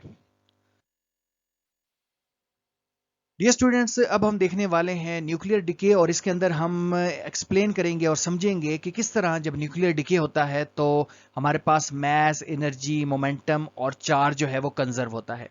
यानी ये जो डिफरेंट डिकेज हैं, अल्फा डिके है, बीटा डिके है, गामा डिके है, तो इसके अंदर बेसिकली ये सारे के सारे डिके प्रोसेस फॉलो करते हैं सेवरल कंजर्वेशन प्रिंसिपल को, जिसमें मैस एनर्जी जो प्रिंसिपल है, यानी मैस कंजर्व होता है, एनर्जी कंजर्व होता है, मोमेंटम कंजर्व रहता है, और चार्ज कंजर्व रहता है। इसको अभी हम इसके अंदर समझने वाले हैं। तो सबसे पहले हम देख लेते हैं अल्फा डिके को। अल्फा डिके में क्या होता है कि जो पैरेंट न्यूक्लियस है ये ट्रांसफॉर्म होता है into daughter nucleus by the emission of alpha particles. इसको अभी हम देख कर आए हैं कि एक पैरेंट न्यूक्लियस जिसमें न्यूट्रॉन प्रोटॉन रेशो कम है, और वहाँ क्या होता है, और ये हैवी न्यूक्लियस है, यानी जिसका नंबर ग्रेटर देन 80 है। ये एक ऐसा न्यूक्लियस है जिसका एटॉमिक नंबर ग्रेटर देन 80 है, वो अनस्टेबल है क्योंकि इसमें न्यूट्रॉन और प्रोटॉन की रेशो जो है वो बहुत कम है। तो इस वजह से ये क्या करेगा कि अपने अंदर से 2 प्रोटॉन जो है वो इमिट करेगा। अब ये देखें, ये इसका प्रोटॉन Z हम शुरू में देख कर आए हैं कि इसको हम कहते हैं प्रोटॉन नंबर या एटॉमिक नंबर। अब ये क्या करेगा, 2 प्रोटॉन माइनस करेगा, और इसका मास नंबर डिक्रीज हो जाएगा 4, और ये डॉटर न्यूक्लियस में कन्वर्ट हो जाएगा। और साथ में ये जो पार्टिकल्स इमिट करेगा इसको हम कहते हैं हीलियम पार्टिकल, यानी helium atom double positively charge particles जो है वो ये इमिट करेगा। इस सारे को भी हम यहाँ लिख भी सकते हैं कि nucleus emit alpha particles, 2 proton 2 neutron, this decrease the atomic number by 2 and mass number by 4, और the element changes into new element, एक element जो है वो new element में चेंज हो जाता है जब ये अल्फा पार्टिकल्स या अल्फा डिके होता है। लेकिन इसमें इंपॉर्टेंट चीज ये है कि ये कंजर्व रहता है। अब देखें यहाँ, चले हम इसको एग्जांपल से देखने की कोशिश करते हैं। यहाँ देखें, यहाँ हमारे पास जो एग्जाम्पल है इसमें आप देखें कि रेडॉन है, और इसका एटॉमिक नंबर क्या है, 86 है। यहाँ ये इसका एटॉमिक नंबर 86 है और मास नंबर 222 है। और जब अल्फा डिके होगा तो इसमें क्या होगा कि इसका एटॉमिक नंबर डिक्रीज कर जाएगा बाय 2, तो जिससे इसके नंबर ऑफ प्रोटॉन रह जाएंगे 84, और मास नंबर डिक्रीज हो जाएगा बाय 4। तो इस तरह से इसका जो मास नंबर हो जाएगा वो 212 है। तो साथ में हमारे पास हीलियम जो है वो डबल पॉजिटिवली चार्ज पार्टिकल्स की इमिशन हुई। तो इसमें आपने देखना ये है कि अगर हम इन दोनों को दोबारा ऐड करें, यानी 84 के अंदर 2 ऐड करें तो क्या बनता है, 86। इसका मतलब है कि चार्ज कंजर्व है, राइट साइड पर जितने प्रोटॉन्स हैं लेफ्ट साइड पर उतने प्रोटॉन्स हैं। और इसी के साथ साथ अगर आप यहाँ इनका मास नंबर देखें तो वो भी कंजर्व है। तो बेसिकली लॉ कंजर्वेशन ऑफ जो एनर्जी है या चार्जेस हैं वो यहाँ होल्ड कर रहे हैं। अच्छा, व्हाई डज इट हैपन, ऐसा क्यों होता है? When the nucleus is too heavy and has too many proton, जब न्यूक्लियस के पास बहुत ज़्यादा प्रोटॉन हो, या हम इसको वैसे पीछे देख कर आए हैं कि जब न्यूट्रॉन प्रोटॉन रेशियो क्या हो, कम हो इसका मतलब है कि प्रोटॉन ज़्यादा हो लेकिन इनकी रेशियो जब कम हो तो ये अनस्टेबल होता है। तो इसमें क्या होता है कि वो बेसिकली अपने प्रोटॉन को बाहर निकालता है, जिससे उसका मास रिड्यूस हो जाता है, और to reduce mass and restore stability it emit and alpha particles. और जब वो मास को कम करता है और स्टेबिलिटी को रिस्टोर करता है तो इसके रिजल्ट में वो अल्फा पार्टिकल्स को इमिट करता है। अच्छा, नेक्स्ट हमारे पास है जी बीटा डिके। बीटा डिके में क्या है कि a neutron change into the proton, ये बड़ा इंपॉर्टेंट है और ये भी हम देख कर आए हैं, and emit a beta particles जिसको हम इलेक्ट्रॉन कह रहे हैं। इसमें होता क्या है? इसमें होता ये है कि जब हमारे पास न्यूट्रॉन और प्रोटॉन की रेशियो बहुत ज़्यादा हाई होती है, तो यानी न्यूट्रॉन और प्रोटॉन की जब हम रेशियो लें और ये बहुत ज़्यादा हाई हो जाए, इसका मतलब ये है कि न्यूट्रॉन बहुत ज़्यादा हो जाए एज कंपेयर टू प्रोटॉन, तो तब भी ये अनस्टेबल हो जाता है। और इसके रिजल्ट में होता क्या है, जैसे आप यहाँ देख रहे हैं न्यूट्रॉन ज़्यादा हैं, प्रोटॉन कम है। तो न्यूट्रॉन ज़्यादा है तो एक न्यूट्रॉन चाहेगा कि वो प्रोटॉन में कन्वर्ट हो, तो जब वो प्रोटॉन में कन्वर्ट होगा, न्यूट्रॉन प्रोटॉन में कन्वर्ट होगा, तो इसके रिजल्ट में बीटा पार्टिकल्स इमिट होंगे। यहाँ देखें, ये न्यूट्रॉन है, न्यूट्रॉन जब प्रोटॉन में कन्वर्ट होता है तो वो रिजल्ट में क्या करता है, बीटा पार्टिकल्स की इमिशन करता है। तो इससे होगा क्या, यहाँ देखें, ये एटॉमिक नंबर है, यानी न्यूट्रॉन प्रोटॉन में कन्वर्ट हो रहा है, तो इसमें मास नंबर तो जो है वो चेंज नहीं हो रहा, मास नंबर वही का वही रह रहा है, क्योंकि टोटल न्यूक्लियॉन तो 14 है यहाँ भी, और जब इन्होंने एक न्यूट्रॉन प्रोटॉन में कन्वर्ट हो गया तब भी मास नंबर वही का वही रहा। न्यूक्लियॉन चेंज नहीं हो रहे, जस्ट ऐसा हो रहा है कि एक न्यूट्रॉन ट्रांसफॉर्म हो रहा है इनटू प्रोटॉन्स में। तो इससे होगा क्या कि एटॉमिक नंबर इंक्रीज कर जाता है 1, यानी ये 6 है तो एटॉमिक नंबर क्या हो जाएगा, 7। और जब एटॉमिक नंबर 7 हो जाएगा और इसके रिजल्ट में साथ में बीटा पार्टिकल जो कि नेगेटिवली चार्ज पार्टिकल्स है उसकी इमिशन हो रही है। तो देखें कि एटॉमिक नंबर इंक्रीज हो गया है जबकि मास नंबर सेम होता है, किसमें, बीटा डिके में। यहाँ ये लिखा है कि atomic number increase by 1 but the mass number remain the same. ऐसा क्यों होता है? ऐसा इस वजह से होता है when the nucleus has too many neutron compare to proton. Proton के मुकाबले में जब न्यूट्रॉन बहुत ज्यादा हो तो इस इम्बैलेंस को फिट करने के लिए न्यूट्रॉन कन्वर्ट हो जाता है प्रोटॉन में। इतना मुश्किल नहीं है, मेरे ख्याल में आप एक दफा देखेंगे तो आपको समझ आ जाएगी सारी बात। अच्छा जी, नेक्स्ट हमारे पास है जी गामा डिके। अब गामा डिके में क्या होता है कि the nucleus release excess energy in the form of gamma rays, high energy electromagnetic radiations हैं, no change in atomic number और मास नंबर। इसमें ऐसा होता है कि ना एटॉमिक नंबर में चेंज आता है ना मास नंबर में चेंज आता है, जस्ट एक न्यूक्लियस जो है वो गामा रेज को इमिट करता है। अब क्वेश्चन ये आता है कि ये फिर क्यों करता है गामा रेज को? ये इस वजह से गामा रेज को इमिट करता है कि जब अल्फा और बीटा डिके होता है तो nucleus is often N excited high energy state में चला जाता है, यानी बार बार अल्फा डिके हो रही है, बीटा डिके हो रही है, यानी वो न्यूक्लियस जो अल्फा और बीटा डिके करते हैं उन्हीं के अंदर गामा रेडिएशंस इमिट होती हैं। It emit gamma radiation to returns to stable और लो एनर्जी स्टेट में वो वापस आ जाए, इस वजह से वो क्या करता है, गामा रेडिएशंस को इमिट करता है। अब यहाँ देखें, यहाँ हमारे पास एक एलिमेंट है जिसका एटॉमिक नंबर 27 है, ये कोबाल्ट है और मास नंबर 60 है। यहाँ एटॉमिक नंबर 27 और मास नंबर 60 ही है। जस्ट इसने स्टेबिलिटी को अचीव करने के लिए, क्योंकि ये एक्साइट हुआ है अल्फा और बीटा डिके करके, तो इस वजह से इसने स्टेबिलिटी अचीव करने के लिए क्या करेगा, गामा रेज को इमिट करेगा। नेक्स्ट हमारे पास आ रहा है जी आर्टिकल के स्टेबिलिटी थ्रू न्यूक्लियर ट्रांसम्यूटेशन। अब न्यूक्लियर जब ट्रांसम्यूट होता है, यानी जब कन्वर्ट होता है पेरेंट न्यूक्लियस डॉटर न्यूक्लियस में, तो इसके जरिए से न्यूक्लियर स्टेबल होता है। यहाँ जैसा लिखा है, ये आपकी बुक से ही आर्टिकल सारा लिया गया है, पेज नंबर 21 के ऊपर ये सारा कुछ मेंशन है कि when a particles emitted from a parent nucleus during radioactive decay में जब पेरेंट्स न्यूक्लियस क्या करता है, इमिशन करता है, the ratio of neutron to the proton changes.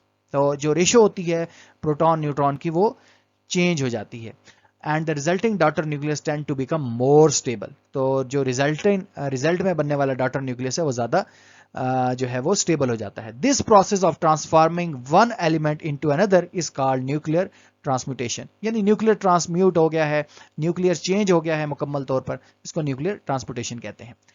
एक बात जो भी हम देख कर आए हैं कि ये स्पॉन्टेनियस और रैंडम प्रोसेस है, यानी खुद ब खुद होगा और ये भी हमें नहीं पता कि कब होगा।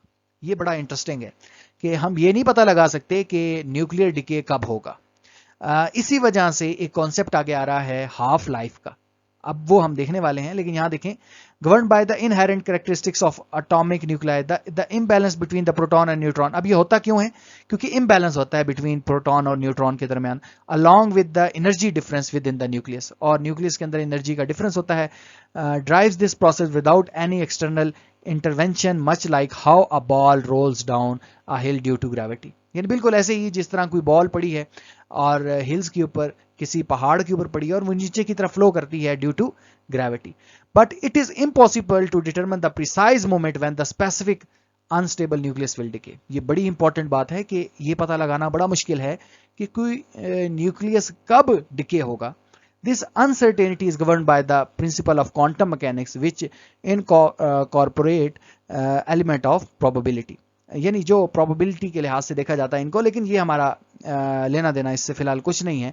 जस्ट हम ये देख रहे हैं कि ये पता लगाना बड़ा नामुमकिन है या इम्पॉसिबल है कि हम ये पता लगा सकें कि न्यूक्लियस या न्यूक्लियर कब डिके होगा। तो इसके लिए एक अगला कॉन्सेप्ट आता है विच इज हाफ लाइफ। अब हम अंडरस्टैंड करने की कोशिश करते हैं, कॉन्सेप्ट लेने की कोशिश करते हैं हाफ लाइफ का, और इसको समझिए इस फिगर की मदद से। अज्यूम करें कि यहाँ हमारे पास 100 न्यूक्लियस हैं, या फिर आप इसको कह सकते हैं 100 पेरेंट न्यूक्लियस हैं। अब हमें यह नहीं पता कि ये कब डिसइंटीग्रेशन इनकी स्टार्ट होगी, लेकिन हम टाइम मेजर कर सकते हैं कि कितने टाइम तक ये जो हैं, अगर 100 हैं तो 50 रह जाते हैं।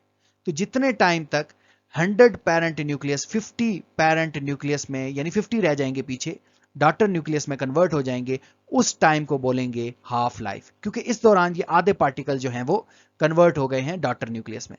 फिर इस तरह देखें, यहाँ 50 हैं, 50 के बाद फिर हम टाइम नोट करेंगे कि कितने टाइम के दौरान ये जो है वो फर्दर हाफ रह जाते हैं। अगर ये 50 हैं तो 50 का हाफ कितना होता है? 25। तो कितने टाइम के दौरान, कितने टाइम के बाद ये जो है वो हाफ रह जाएंगे, तो इस टाइम को क्या बोलते हैं? Half life. यानी अगर हम इसकी डेफिनेशन करें तो यहां यूं लिखेंगे कि the time duration in which half of the radioactive nuclei disintegrate, यानी एक ऐसा टाइम जिसमें आधे रेडियोएक्टिव न्यूक्लियस जो हैं वो डिसइंटीग्रेट हो जाते हैं। और किस में डिसइंटीग्रेट होते हैं? इनटू डॉटर न्यूक्लियस में। और जब ये होता है तो इस दौरान ये एमिशन होती है अल्फा, बीटा और गामा रेडिएशन की, और इसको हम क्या बोलते हैं? Half life of the sample कहते हैं। अच्छा, यहां देखें कि why we are studying the half life. अब क्वेश्चन ये है कि हम हाफ लाइफ की स्टडी क्यों कर रहे हैं? इस वजह से इसकी स्टडी कर रहे हैं because radioactivity is an unpredictable and spontaneous process. यानी ये रैंडम है, स्पॉन्टेनियस प्रोसेस है, where we can not foresee which nucleus will decay next. यानी हम यहाँ ये नहीं पता लगा सकते कि कौन सा न्यूक्लियस जो है वो फर्दर डिके होगा। This is why we rely on the concept of half life to measure the time taken for overall disintegration, कि overall disintegration कितने टाइम में हुई, इसके लिए ये कॉन्सेप्ट हमारे पास आता है हाफ लाइफ का। अब देखें, क्वेश्चन यहां ये राइज होता है कि on what factor half life depends. Half life किन फैक्टर्स पर डिपेंड करती है? तो इसका आंसर ये है कि half life just nature of radioactive nucleus के ऊपर डिपेंड करती है। ये डिपेंड नहीं करती दूसरे वेरिएबल जिसमें टेम्परेचर, प्रेशर और ह्यूमिडिटी है। अब हम एक इक्वेशन को करने लगे हैं टू मॉडल रेडियोएक्टिव डिके, और इसमें हम क्या करने वाले हैं? इसमें हम लेने वाले हैं, इसको हम यहां से स्टार्ट करते हैं। यहां देखिए कि सबसे पहले हमारे पास ये परसेंटेज ऑफ एलिमेंट है, ये ग्राफ है जो कि हाफ लाइफ के बारे में है।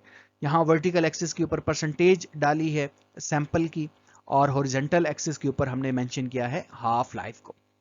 तो फॉर एग्जांपल, जब फर्स्ट हाफ लाइफ होती है, n रिप्रेजेंट कर रहा है यहाँ n1, इसका मतलब है कि first half life, number of half lifes, number of n represent कर रहा है, ये जो कैपिटल N है ये रिप्रेजेंट कर रहा है नंबर ऑफ हाफ लाइफ का, और नीचे लिखा हुआ है फर्स्ट, इसका मतलब है फर्स्ट हाफ लाइफ।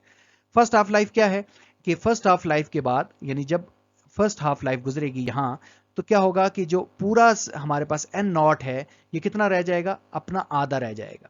यानी ये जो सैंपल है एन नॉट है वो कितना रह जाएगा, एन नॉट बाई 2 रह जाएगा। लेट्स सपोज ये 100 है तो ये कितना रह जाएगा, 50। तो इस अगर एन नॉट को आप 2 से डिवाइड करें तो आपको पता चलेगा कि ये 50 ही रह गया है। हमने यहां से स्टार्ट करना है कि आफ्टर फर्स्ट ऑफ लाइफ जो सैंपल है वो 1/2 एन नॉट रह जाएगा। एन नॉट रिप्रेजेंट कर रहा है original number of atoms in original sample. अच्छा, नेक्स्ट सेकंड हाफ लाइफ गुजरेगी तो इसका हाफ रहेगा, इसका हाफ नहीं रहना, ओरिजिनल का हाफ नहीं रहना, इसका हाफ रहेगा। तो ये हमारे पास है 1/2 एन नॉट, ये क्या है 1/2 एन नॉट। इसका हाफ करें तो इसको मजीद 2 से डिवाइड कर दें तो 1/2 इंटू 1/2 एन नॉट, तो ये हो जाएगा 1/2 का स्क्वायर एन नॉट हो जाएगा। इसी तरीके से जब थर्ड हाफ लाइफ गुजरेगी तो फिर क्या होगा, यानी ये जो हाफ लाइफ है ये कांस्टेंट है, ये आप देख रहे हैं ये चेंज नहीं हो रही, ये जो टाइम है हाफ लाइफ ये कांस्टेंट है। यहां नेक्स्ट देखें जब थर्ड हाफ लाइफ गुजरेगी तो इसकी फिर थर्ड हो जाएगी, यानी 1/2 का तो स्क्वायर है लेकिन साथ साथ हमने क्या करना है, इसको फिर 1/2 से डिवाइड कर देना है, यानी आसान लफ्जों में 1/2 की पावर 3 हो जाएगी एन नॉट। इसी तरीके से अगर 4 हाफ लाइफ गुजरेगी तो यहाँ 1/2 की पावर 4 हो जाएगी जो भी हाफ लाइफ गुजरेगी। तो अगर हम कहें कि फॉर एन हाफ लाइफ यानी आफ्टर एन हाफ लाइफ, तो यहाँ एन आ जाएगा, यहाँ फिर 1/2 चलते चलते कितना हो जाएगा, अप टू एन नॉट हो जाएगा, 1/2 एन हो जाएगा। तो यहाँ से हमारे पास जो इक्वेशन बनेगी इस इक्वेशन को आप फर्दर लिख सकते हैं 1/2 एन। तो एन की पावर 1 क्या होती है, यानी 1 की पावर एन 1 ही होगा, और 2 की पावर एन हमने नीचे लिख दिया डिनोमिनेटर में, और ऊपर एन नॉट मल्टीप्लाई हो गया, तो एन नॉट ओवर 2 की पावर एन आ जाएगा। अच्छा, नेक्स्ट देखें, ये वही इक्वेशन है जो अभी हमने देखी 21.4, आपकी बुक में भी यही इसका मेंशन था, इसी वजह से मैंने 21.4 ही रखा। अच्छा, नेक्स्ट देखिए कि number of half lives n can be found by the following relation. देखें, यानी अगर हम एन को फाइंड आउट करना चाहें नंबर ऑफ हाफ लाइव्स को, तो नंबर ऑफ हाफ लाइव्स आप ऐसे कैलकुलेट कर सकते हैं कि total time pass, total time कितना गुजरा ओवर एक हाफ लाइफ का जो टाइम होता है, टाइम ऑफ 1 हाफ लाइफ, तो नंबर ऑफ हाफ लाइफ्स आप कैलकुलेट कर सकते हैं।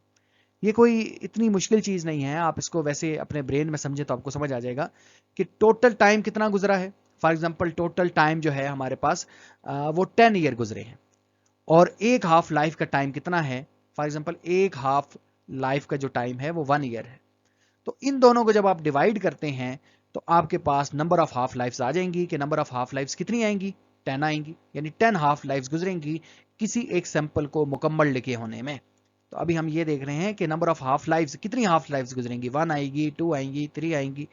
तो ये हम कैसे फाइंड आउट कर सकते हैं कि टोटल टाइम कितना हुआ और टोटल हाफ लाइफ्स कितनी हुई हैं, इन दोनों को डिवाइड कर दें तो आपको पता चलेगा कि नंबर ऑफ हाफ लाइफ्स कितनी होंगी। तो यहां देखें number of half lifes n, n के बजाय मैंने जस्ट एन लिख दिया है, ये एन नॉट ओवर 2n है, तो यहां n number of half lifes कितनी होंगी, एन को मैंने रिप्लेस कर लिया है विद डेल, ये वाली ये जो इक्वेशन है 21.5, इसको यहां हमने लिख दिया है del t over t half. तो यहाँ ये हमारे पास आ जाएगी एक इक्वेशन आ जाएगी जो कि आपकी बुक के अंदर भी मेंशन है, जो कि हमें ये बता रही है कि नंबर ऑफ हाफ लाइफ्स कितनी होंगी। तो नंबर ऑफ हाफ लाइफ्स इस इक्वेशन के ऊपर डिपेंड कर रही हैं। अभी देखें एक न्यूमेरिकल कर लेते हैं जो कि आपकी बुक में ही मेंशन है, और इसके करने से हमें मजीद अंडरस्टैंडिंग हो जाएगी। फॉर एग्जांपल ये लिखा हुआ है कि हमारे पास एक you have a 50 milligram sample of lead 212, it decay by the beta and gamma emission with the half life of 10.6 hours sorry. How much of these pure sample is left after 53 hour, 53 hour के बाद ये कितना रह जाएगा। तो given क्या है, initial mass हमारे पास है एन नॉट, इस ये 50 मिलीग्राम है, हाफ लाइफ इसकी कितनी है 10.6 आवर है, टाइम टोटल कितना पास हुआ 53 आवर्स का पास हुआ। हमने कैलकुलेट क्या करना है, इसमें सबसे पहले हमने फाइंड करना है हाफ लाइफ्स को, नंबर ऑफ हाफ लाइफ्स को। अभी हम देख कर आए हैं कि नंबर ऑफ हाफ लाइफ्स क्या होता है, total time over time over 1 half life. तो टोटल टाइम कितना है 53 आवर, एक हाफ लाइफ का टाइम कितना है 10.6, तो नंबर ऑफ हाफ लाइफ्स इसमें कितनी आएंगी 5 आएंगी। So 53 hours is equal to 5 half life exactly. अच्छा, अब हम ये फाइंड आउट करना चाह रहे हैं इसमें कि नेक्स्ट हमारे पास अप्लाई डिके फार्मूला। तो डिके फार्मूला के अंदर अगर हम जाएं तो n is equal to n naught 1/2 n होता है। तो ये यहाँ एन नॉट क्या है, यहाँ से अगर हम 1/2 एन नॉट, हमारे पास इनिशियल जो इसका मैस है वो कितना है 50 मिलीग्राम, वो हमने लिख दिया। वो हमने लिखना है 1/2, और नंबर ऑफ हाफ लाइफ कितनी आई हैं हमारे पास 5 आई हैं। तो जो रिमेनिंग हमारे पास रह जाएगा, मैस रह जाएगा, वो हमारे पास 1 पॉइंट, इसके अंदर आप पुट कर लें, डिवाइड कर लें तो 1.5625 रह जाएगा। नेक्स्ट हम बात करते हैं एक्टिविटी की। तो एक्टिविटी क्या है? Activity basically level of radioactivity है in a substance can be thought of as the number of nuclear decay per unit time, कि न्यूक्लियर डिके एक यूनिट टाइम के अंदर कितने हो रहे हैं, इसको इस चीज के मेजर करने का नाम लेवल ऑफ रेडियोएक्टिविटी है, कि रेडियोएक्टिविटी कितनी हुई। यानी सिंपली क्या है कि number of decay per unit time, एक यूनिट टाइम के अंदर कितने डिके हो रहे हैं, इसके लिए हमने एक और टर्म निकाली है जिसको हम क्या बोलते हैं, एक्टिविटी, या लेवल ऑफ रेडियोएक्टिविटी भी आप इसको कह सकते हैं। इसको this measure is commonly referred to activity denoted A से हम इसको डिनोट करते हैं, और इसकी यूनिट क्या बनेगी, measured in decay per second, यानी number of decay per unit time, decay per second. इसकी जो यूनिट है, ऐसे यूनिट है, वो बैकरल है, और 1 becquerel is equal to 1 decay per second, यानी एक डिके 1 सेकेंड में हो रहा है तो 1 बैकरल होगा। इसकी एक दूसरी यूनिट क्यूरी भी है, और 1 क्यूरी CI जो है वो is equal to 3.7 multiply 10 decay per second है। नेक्स्ट हमारे पास आ रहा है एक और कॉन्सेप्ट, रेडियोएक्टिव डेटिंग का। अब इसका क्या मतलब है? Radioactive dating is a scientific method used to find the age of ancient object, जो कदीम ऑब्जेक्ट हैं, पुराने ऑब्जेक्ट हैं, जिसमें रॉक्स हैं, फॉसिल्स हैं, या आर्कियोलॉजिकल रिमेन्स हैं, इनकी एग्जैक्ट डेट के ये कितने पुराने हैं, इसको फाइंड आउट करते हैं with the help of radioactive dating. It work by the measuring how much of the radioactive isotopes has decade over time. अब इसमें एग्जांपल देखें। फॉर एग्जांपल हमारे पास कार्बन 14 जो है वो ये डेटिंग के लिए यूज होता है। तो लिविंग ऑर्गेनिज्म ये, अब ये काम कैसे करता है इसके बारे में है कि living thing absorb carbon 14 radioactive and carbon 12 stable, यानी लिविंग जो बॉडीज होती हैं ये कार्बन 14 को एब्जॉर्ब करती हैं और कार्बन 12 को भी। जब ये डाई होती हैं, लिविंग ऑर्गेनिज्म डाई होते हैं, carbon 14 stops entering their body, तो उनकी बॉडी में कार्बन 14 एंटर नहीं होता। कार्बन 14 डिके स्टार्ट कर देता है और ये नाइट्रोजन में कन्वर्ट हो जाता है। तो हम उस सैंपल को एक ओरिजिनल बॉडी से कंपेयर करते हैं। By means the remaining of carbon 14 scientist determine how long ago it die, यानी कितने कार्बन 14 रिमेनिंग रह गए हैं, इससे वो डिटरमिन कर लेते हैं कि कितना टाइम गुजर चुका है इसको फोर्थ हुए या डाई हुए। तो यानी क्योंकि कार्बन 14 जो है वो डिके स्टार्ट कर देता है, यानी कन्वर्ट हो जाता है। तो फॉर एग्जांपल जब एक लिविंग ऑर्गेनिज्म है उसके अंदर कार्बन 14 जो है वो 50 है, लेकिन जब वो डेड होगा 1 साल के बाद वो हो सकता है 25 रह जाए, फिर यूं ही 1 साल गुजरे तो हो सकता है वो 12.5 रह जाए। तो इस तरह हम पता लगा सकते हैं कि अब अगर 12.5 रह गए हैं तो इसका मतलब है 2 साल हो गए हैं इसको डाइड हुए। तो ये एक जस्ट एग्जांपल के तौर पर मैं आप लोगों को बता रहा हूं कि हम रिमेनिंग मेजर कर लेते हैं कि रिमेनिंग कार्बन 14 एटम्स कितने रह गए हैं with the help of half life, और इसको हम कहते हैं radioactive dating. Half life of carbon 14 MCQs में पूछ सकता है 5730 ईयर्स होती है। डियर स्टूडेंट्स, अब हम स्टडी करते हैं 21.10 article of your book which is nuclear fission. Nuclear fission बिल्कुल मुख्तलिफ है न्यूक्लियस डिके प्रोसेस से। इसके पीछे रीजन ये है कि जो डिके प्रोसेस हैं वो स्पॉन्टेनियसली होते हैं, यानी खुद ब खुद होते हैं, without aid of any external agency, यानी वो प्योरली न्यूक्लियस की प्रॉपर्टी है। लेकिन यहां ऐसा नहीं होता। यहां ऐसा होता है, न्यूक्लियर फिशन के अंदर ऐसा होता है कि न्यूक्लियस स्प्लिट होता है। और ये स्प्लिट क्यों होता है? ये स्प्लिट इस वजह से होता है कि अगर स्लो मूविंग न्यूट्रॉन इसके पास से गुजरता है तो ये उसको कैप्चर कर लेता है। जैसे यहां देखें, आपको पता है कि न्यूक्लियस के पास क्या है, स्ट्रॉन्ग न्यूक्लियर फोर्स एग्जिस्ट करती है न्यूक्लियस के अंदर, तो जिसने इन न्यूक्लियॉन को होल्ड किया हुआ है। तो एक स्लो मूविंग न्यूट्रॉन अगर इसके पास से गुजरता है तो ये स्ट्रॉन्ग न्यूक्लियर फोर्स उसके ऊपर इन्फ्लुएंस डालती है और इसको कैप्चर कर लेती है, जिसके रिजल्ट में ये जो न्यूक्लियस है ये स्प्लिट हो जाता है इनटू डॉटर न्यूक्लियस, और यहाँ बहुत लार्ज अमाउंट की जो एनर्जी है वो इमिट होती है। अगर हम इसको स्टेप बाय स्टेप अंडरस्टैंड करने की कोशिश करें तो पहली चीज जो अपने माइंड में रखनी है कि heavy and unstable nucleus split into two smaller nuclei. पहली चीज जो अपने माइंड में रखनी है कि हैवी और अनस्टेबल। अनस्टेबल अगेन क्यों कह रहे हैं? क्योंकि प्रोटॉन और न्यूट्रॉन की रेशो यानी प्रोटॉन और न्यूट्रॉन में काफी फर्क होता है, इस वजह से हम इसको अनस्टेबल कह रहे हैं। और हैवी क्यों कह रहे हैं? क्योंकि इसका एटॉमिक नंबर ग्रेटर देन 80-82 है। तो जब ये स्प्लिट होता है इनटू स्मॉलर न्यूक्लियस में तब न्यूक्लियर फिशन होती है। और ऐसा क्यों होता है? ऐसा इस वजह से होता है कि जब ये एब्जॉर्ब करता है एक न्यूट्रॉन को, और न्यूट्रॉन को एब्जॉर्ब करने से ये ज्यादा अनस्टेबल हो जाता है, इसकी अनस्टेबिलिटी ज्यादा इंक्रीज हो जाती है। पहले देखें इसका एटॉमिक नंबर 235 था, अब इसका मैस नंबर 235 था, लेकिन अब मैस नंबर 236 हो गया है। यानी न्यूक्लियॉन एड अप हो गया है, प्रोटॉन एड अप नहीं हुआ, न्यूट्रॉन एड अप हुआ है, जिसकी वजह से मैस नंबर जो है वो ज्यादा हो गया। अच्छा, न्यूट्रॉन इसने एब्जॉर्ब किया और emission of more neutron and releasing large amount of energy, इसको सबको हम क्या बोलते हैं? न्यूक्लियर फिशन कहते हैं। अब अगर हम कंप्लीट इसकी डेफिनेशन की तरफ जाएं तो हम ये लिखेंगे कि nuclear fission is the process in which a heavy and unstable nucleus split into two smaller nuclei. इसमें क्या है? मेन चीज आपने याद रखनी है कि हैवी और अनस्टेबल न्यूक्लियस स्प्लिट हो रहा है टू स्मॉलर न्यूक्लियाई में। और कब स्प्लिट हो रहा है? Bye absorbing a slow neutron, यानी जब ये स्लो न्यूट्रॉन एब्जॉर्ब करता है with the emission of more neutron and releasing a large amount of energy. यहां देखें, यहां हम एग्जाम्पल की मदद से, इक्वेशन की मदद से समझने वाले हैं न्यूक्लियर फिशन को। और अगर हम इक्वेशन लिखें तो इसमें क्या हो रहा है? सबसे पहले हमारे पास यूरेनियम है, यूरेनियम 235, ये एक आइसोटोप्स है यूरेनियम का। ये जब एक स्लो मूविंग न्यूट्रॉन एब्जॉर्ब करता है तो रिजल्ट में हमारे पास यूरेनियम 236 हो जाता है। अच्छा, अगर आपके माइंड में है कि जो हम एक फास्ट मूविंग न्यूट्रॉन ये क्यों नहीं एब्जॉर्ब करता, तो इसका आंसर ये है कि जो स्लो मूविंग न्यूट्रॉन है वो जब इसके पास से गुजरता है, हैवी न्यूक्लियस के पास से गुजरता है, तो जो स्ट्रॉन्ग न्यूक्लियर फोर्स है वो इसको होल्ड कर लेती है। लेकिन अगर ये फास्ट मूविंग होगा तो फिर ये जो स्ट्रॉन्ग न्यूक्लियर फोर्स, क्योंकि शॉर्ट रेंज फोर्स है, तो वो इसको कैप्चर नहीं कर पाएगी।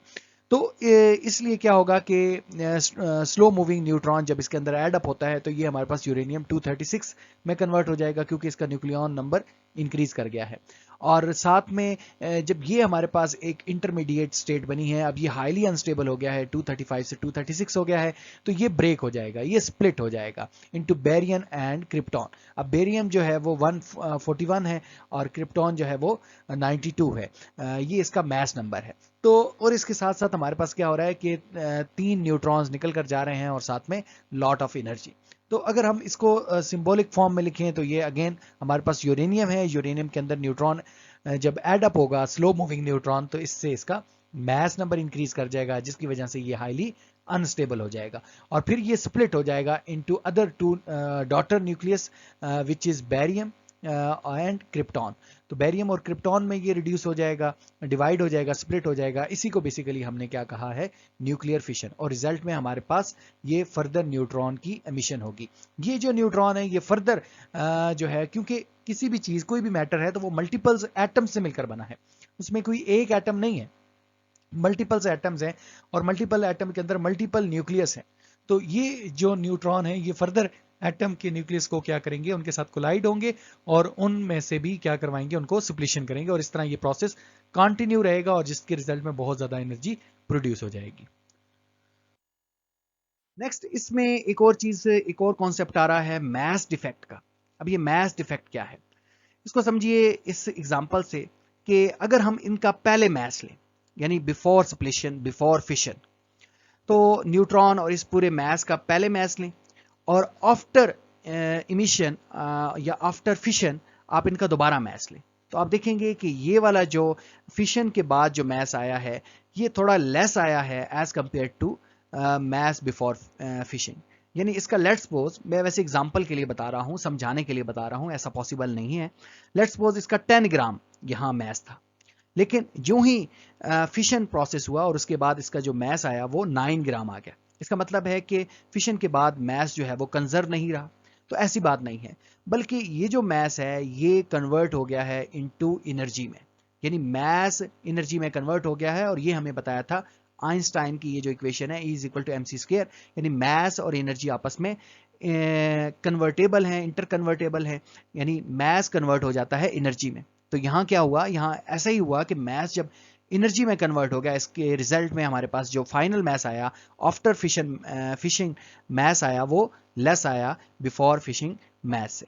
तो अब हम इसको फर्दर देखते हैं कि ये mass defect in the nuclear fission के अंदर मैस डिफेक्ट होता है when a heavy nucleus likes uranium split during fission, the total mass of the product fragment plus neutron is slightly less than the original mass of the nucleus plus neutron. Missing mass is called mass defect, और mass defect is equal to क्या है mass defect, mass before the fission और mass after the fission, इन दोनों का जो difference है इसको हम नाम दे रहे हैं मैस डिफेक्ट का। The missing mass does not disappear, it is converted into energy according to the E is equal to mc²। अच्छा, इंपॉर्टेंस क्या है, न्यूक्लियर फिशन की इंपॉर्टेंस क्या है? तो अगर हम इसकी इंपॉर्टेंस की तरफ जाएं तो न्यूक्लियर फिशन को हम यूज कर रहे हैं इलेक्ट्रिसिटी प्रोडक्शन के अंदर। अच्छा, न्यूक्लियर फिशन जो प्रोसेस हैं ये दो तरह से होते हैं, एक कंट्रोल्ड होते हैं और एक अनकंट्रोल्ड होते हैं। कंट्रोल्ड चेन में हम इसमें इलेक्ट्रिसिटी की प्रोडक्शन कर रहे हैं, लेकिन एटम बम के अंदर ये अनकंट्रोल्ड होते हैं, यानी एटम बम जो है वो वर्क करता है न्यूक्लियर फिशन रिएक्शंस के ऊपर। इसी तरीके से इसकी एक और भी इंपॉर्टेंस है न्यूक्लियर फिशन की, कि अगर आप जो है थोड़ा सा यूरेनियम पैलेट ये यूज करें और इससे एनर्जी हासिल करें तो ये बिल्कुल उतनी ही एनर्जी होगी जितनी आप 1000 ऑफ या टन ऑफ कोल से जो है वो एनर्जी हासिल करते हैं। यानी टन ऑफ कोल जलाएं और उससे जो एनर्जी हासिल करें, उसके मुकाबले में ये जो न्यूक्लियर फिशन रिएक्शन है इसके रिजल्ट में जो एनर्जी हासिल होती है वो बहुत ज़्यादा होती है। इसके साथ साथ हम इस को यूज़ कर सकते हैं फॉर मेडिसिन इंडस्ट्री और रिसर्च के अंदर भी, रेडियोएक्टिव जो है प्रोसेस है वहाँ भी हम इसको यूज़ कर सकते हैं। तो अभी ये जो सारी इंपॉर्टेंस है ये लिखी हुई है इसकी, कि यहाँ देखें कि nuclear fission is very important because it release huge amount of energy from a small amount of fuel, यानी थोड़े से फ्यूल से बहुत ज़्यादा एनर्जी हम हासिल कर सकते हैं। This energy is used in many ways. Fission reaction are the main source of energy in the nuclear power plant. Fission reaction are used in atomic bomb, और tiny mass of uranium 235 can produce energy equal to 1000 of ton of coal. और इसी तरीके से fission produce fast neutron which can cause further fission or be used to produce radioactive isotopes, और इन isotopes को हम further use कर सकते हैं मेडिसिन इंडस्ट्री और रिसर्च के अंदर। अब नेक्स्ट हमारे पास प्रोसेस आ रहा है न्यूक्लियर फ्यूजन का। अब फ्यूज का जो वर्ड है इसका मतलब होता है कंबाइन, वहां सिप्लीशन थी, यहाँ कॉम्बिनेशन है। किसका कॉम्बिनेशन है? यहाँ हमारे पास जो लाइट न्यूक्लियस हैं, जिस तरह हाइड्रोजन जो है ये लाइट न्यूक्लियस है, ये लाइट न्यूक्लियस जब आपस में मिलते हैं ऑन हाई टेम्परेचर तो रिजल्ट में हमारे पास फ्यूजन न्यूक्लियर फ्यूजन प्रोसेस होता है, और इसके रिजल्ट में भी बहुत ज़्यादा एनर्जी रिलीज होती है। अच्छा, इसको हम समझें, इसको डिफाइन करें अगर, तो हम क्या कहेंगे, टू लाइट न्यूक्लियस कंबाइन। इसमें दो लाइट न्यूक्लियस होते हैं, लाइक हाइड्रोजन आइसोटोप्स जो हैं वो हम यूज कर सकते हैं। मूव वेरी फास्ट, यानी ये जो लाइट न्यूक्लियस हैं इनको बहुत तेजी से मूव करना चाहिए, और बहुत तेजी से तब मूव करेंगे जब बहुत ज्यादा हाई टेम्परेचर होगा। अब आपके माइंड में ये क्वेश्चन है कि ये बहुत तेजी से क्यों मूव करें? तो बहुत तेजी से मूव इस वजह से करें क्योंकि एक न्यूक्लियस है प्रोटॉन और दूसरा न्यूक्लियस है उसके अंदर भी प्रोटॉन्स हैं, तो प्रोटॉन प्रोटॉन क्या करते हैं, एक दूसरे को रिपल्सिव फोर्स लगाते हैं। तो हमने इस रिपल्सिव फोर्स को ओवरकम करने के लिए इनको बहुत तेजी से मूव करवाना है, ज्यादा फोर्सफुली आपस में कोलाइड होंगे। तो जब फोर्सफुली कोलाइड होंगे तो उसके रिजल्ट में न्यूक्लियर फ्यूजन होगा। तो फोर्सफुली कोलाइड करने के लिए हमें ज्यादा टेम्परेचर रखना पड़ेगा। ओवरकम देयर इलेक्ट्रोस्टैटिक रिपल्शन, ये वही बात आ रही है, combine fuse into the heavier nucleus, तो ये बड़े न्यूक्लियस में कंबाइन हो जाते हैं। यहां देखें मुकम्मल डेफिनेशन क्या बनेगी कि nuclear fusion is the process in which two light nuclei combine to form a heavy nucleus, यानी लाइटर न्यूक्लियस हैवी न्यूक्लियस में जब कंबाइन हो जाए और रिलीज करें बहुत ज्यादा अमाउंट ऑफ एनर्जी, इस प्रोसेस को क्या बोलते हैं, न्यूक्लियर फ्यूजन बोलते हैं। अच्छा, अब क्वेश्चन ये है कि why fusion need very high temperature. ये वही बात जो यहां मैंने समझाई कि hydrogen nuclei are positively charge, they repel each other strongly, to fuse यानी इनको मिलाने के लिए they must come extremely close. This is possible only at million of degree Celsius, यानी मिलियन ऑफ डिग्री सेल्सियस होगा तभी यह मुमकिन होगा. This is why fusion naturally occur in the sun not on earth yet, यानी अर्थ के ऊपर यह पॉसिबल नहीं है, यह सन के ऊपर ही नेचुरली पॉसिबल है. अर्थ के ऊपर पॉसिबल है लेकिन हम आर्टिफिशियली इसको करवा सकते हैं, जिस तरह हाइड्रोजन बम वगैरह उसके अंदर, लेकिन नेचुरली ये क्या होता है कि सन के ऊपर ही पॉसिबल है. डियर स्टूडेंट्स, अब यहां देखें, अब हम समझने वाले हैं प्रोटॉन प्रोटॉन चेन को. इसको प्रोटॉन प्रोटॉन चेन क्यों कह रहे हैं. यहां देखें, यहां हमारे पास एक प्रोटियम है, यानी हाइड्रोजन 1 एटम है, इसके अंदर सिंगल एक प्रोटॉन होता है, कोई न्यूट्रॉन एग्जिस्ट नहीं करता, तभी तो इसको H1 कहते हैं. ये देखें, ये दोनों कंबाइन हो रहे हैं. ये चेन चलते चलते अभी हम इसको स्टेप बाय स्टेप देखने वाले हैं कि कौन कौन से प्रोसेस होंगे, लेकिन एट द एंड दोबारा देखें फिर प्रोटियम प्रोड्यूस हो रहा है. और तो इसका मतलब ये है कि यहां से प्रोटियम स्टार्ट में है और दोबारा फिर प्रोटियम प्रोड्यूस हो रहा है. तो इसका मतलब एक साइकिल है कि जिसकी स्टार्टिंग ये है और एंडिंग भी वही, स्टार्टिंग और एंडिंग कंडीशन अगर सेम हो तो इसको हम साइकिल कहते हैं. तो यहाँ भी प्रोटियम, यहाँ भी प्रोटियम, ये फिर फर्दर आगे चलता जाएगा तो मजीद प्रोटियम जनरेट होते जाएंगे. तो एक पूरा साइकिल है. अब ये साइकिल कैसे काम करता है इसको समझते हैं स्टेप बाय स्टेप. यहां देखें, सबसे पहले स्टेप में क्या होगा कि a proton react with another proton, एक प्रोटॉन दूसरे प्रोटॉन से रिएक्ट करता है to form a deuterium nucleus emission of beta particles and some energy.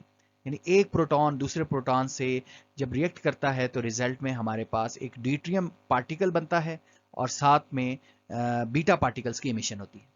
अच्छा देखें, यहाँ ये एक हाइड्रोजन ऐसा है जिसका एटॉमिक नंबर 1 है, इस हाइड्रोजन का भी एटॉमिक नंबर 1 है. इसका मतलब है एक प्रोटॉन और एक प्रोटॉन. जब ये दोनों मिले तो यहाँ प्रोटॉन 2 होना चाहिए था, लेकिन यहाँ एक ही प्रोटॉन है. इसका क्या मतलब है कि जो एक और प्रोटॉन है वो कन्वर्ट हो गया है इनटू न्यूट्रॉन, तभी तो मास नंबर इसका इंक्रीज हो गया है. यानी प्रोटॉन, इसका प्रोटॉन और इसका प्रोटॉन, किसी एक का प्रोटॉन कन्वर्ट हो गया है न्यूट्रॉन. तो जब प्रोटॉन न्यूट्रॉन में कन्वर्ट हो तो वहां क्या होता है, बीटा प्लस पार्टिकल इमिट होता है. ये बात आपने याद रखनी है. प्रोटॉन जब न्यूट्रॉन में इमिट होगा तो बीटा प्लस पार्टिकल देगा, लेकिन न्यूट्रॉन जब प्रोटॉन में इमिट होगा तो बीटा नेगेटिव पार्टिकल देगा. ये हम पीछे देख कर आए हैं बीटा डिके के अंदर. तो ये बात आपने माइंड में रखनी है. तो यहां ये ड्यूट्रियम की फॉर्मेशन हुई और साथ में एनर्जी निकली. अच्छा, अब क्या हुआ, अब नेक्स्ट सेकंड स्टेप में ये जो हमारे पास ड्यूट्रियम है, ये फर्दर जो है वो रिएक्ट करेगा प्रोटॉन के साथ. तो रिजल्ट में हमारे पास क्या बनेगा, H3 न्यूक्लियस की फॉर्मेशन होगी, यानी हीलियम न्यूक्लियस की फॉर्मेशन होगी. कैसे, ये देखें, ये हमारे पास है ड्यूट्रियम, अगेन ये जो अभी यहाँ इस चेन में बना था, इस स्टेप में बना था ये, और ये फर्दर मौजूद जो है वो प्रोटॉन से रिएक्शन करेंगे, जिसके रिजल्ट में इन दोनों का एटॉमिक नंबर इंक्रीज होगा 2 और मास नंबर इंक्रीज कर जाएगा 3. 2 और 1 कितना होता है, 3. तो ये H2 किसका एटॉमिक नंबर है, 2 प्रोटॉन किस में होते हैं, हीलियम. तो इसको हम कह रहे हैं हीलियम क्योंकि इसके अंदर 2 प्रोटॉन है. मास नंबर इसका 3 है लेकिन प्रोटॉन इसके कितने हैं, 2. तो एलिमेंट की जो आइडेंटिफिकेशन होती है वो होती ही नंबर ऑफ प्रोटॉन्स के ऊपर है, इस वजह से यहां हम क्या कह रहे हैं, हीलियम. और इसके रिजल्ट में क्या हो रहा है, गामा रेज की एमिशन हो रही है. यानी कोई पार्टिकल बीच में से नहीं एमिट हो रहा, जस्ट गामा रेज प्रोड्यूस हो रही है. अच्छा, पहले स्टेप में देखें एक पार्टिकल निकल कर जा रहा था, लेकिन यहां जस्ट गामा रेज जो है वो इमिट हो रही है, पार्टिकल इमिट नहीं हो रहा, क्योंकि यहां प्रोटॉन न्यूट्रॉन में कन्वर्ट नहीं हो रहा या न्यूट्रॉन प्रोटॉन में कन्वर्ट नहीं हो रहा, इस वजह से पार्टिकल इमिट नहीं हो रहा. अब तीसरे स्टेप में देखिए, तीसरे स्टेप में ये जो न्यूक्लियस है, हीलियम न्यूक्लियस है, H3 न्यूक्लियस है, ये फ्यूज होगा किसके साथ, अल्फा पार्टिकल, सॉरी, ये फ्यूज होगा 2 हीलियम, ये 2 हीलियम न्यूक्लियस आपस में फ्यूज होंगे, इकट्ठे होंगे to form an alpha particles, और जिसको हम कह रहे हैं He4, यानी हीलियम 4 पार्टिकल्स की प्रोडक्शन होगी with the emission of 2 proton and some energy. यहां देखें, इस इक्वेशन से देखें कि ये एक है तो मल्टीपल्स यहाँ हीलियम्स इस तरह के होंगे, तो हीलियम 3, तो H हीलियम 3, दोनों हीलियम 3 आपस में मिलेंगे तो क्या हो जाएगा, इसका एटॉमिक नंबर कितना रहेगा, हमारे पास इसका जो एटॉमिक नंबर है वो यहाँ 2 और 2 होना 4 चाहिए, लेकिन इसके रिजल्ट में 2 हाइड्रोजन भी इमिट हो रहे हैं, इस वजह से ये कितना है, 2 है. 1 और 1 यहाँ आ गया, इस वजह से टोटल 4 ही है, राइट साइड पर 4 है प्रोटॉन्स, लेफ्ट साइड पर भी 4 है। यहाँ देखें कि जो मास नंबर है वो 3 और 3 6, तो राइट साइड पर 4 1 1 6, तो इसका मतलब है कि H4 हमें मिलेगा, साथ में 2 प्रोटॉन्स मिलेंगे और साथ में गैमा रेज होंगी। इसका मतलब ये हुआ कि कोई पार्टिकल इमिट नहीं होगा, कोई पार्टिकल या कोई पार्टिकल ट्रांसफॉर्म नहीं होगा किसी दूसरे में, जस्ट हमारे पास गैमा रेज की इमिशन होगी। तो देखें स्टार्ट हमने कहाँ से किया था, एच से, और रिजल्ट हमने एंड में कहाँ किया, हमने एच पर यानी प्रोटॉन पर ही हमने एंड किया। तो इसका मतलब है ये एक प्रोटॉन प्रोटॉन साइकिल हम इसको कह रहे हैं। ये आपकी बुक के अंदर मेंशन है। ये देखें आप लोग यहाँ साइड पर ये फिगर के अंदर भी यहाँ इस तरह से मेंशन है। ये सारे वही स्टेप्स हैं, रिपीट हो रहे हैं कि सबसे पहले हमारे पास H और H हुए तो वो उन्होंने बना लिया ये वाला H2 ड्यूट्रियम बना लिया, और साथ में बीटा प्लस जो है वो पार्टिकल की एमिशन हुई। फिर इसके बाद दूसरा स्टेप आ रहा है कि यहाँ से ये जो हमारे पास प्रोटॉन है और ये जो दूसरा हमारे पास ड्यूट्रियम है, ये दोनों रिएक्शन में हमारे पास क्या फॉर्मेशन हुई, H3 की फॉर्मेशन हो गई। और लास्ट में हमने क्या देखा था, लास्ट में हमने ये देखा था कि रिजल्ट में जब ये दोनों हीलियम 3 आपस में कोलाइड होंगे तो रिजल्ट में हमारे पास गामा रेज होंगी, 2 प्रोटॉन जो हैं वो इमिट होंगे और साथ में फ्यूजन होगी। नेक्स्ट अगर हम बात करें मास डिफेक्ट की, तो न्यूक्लियर फिशन के साथ न्यूक्लियर फ्यूजन में भी मास डिफेक्ट होता है।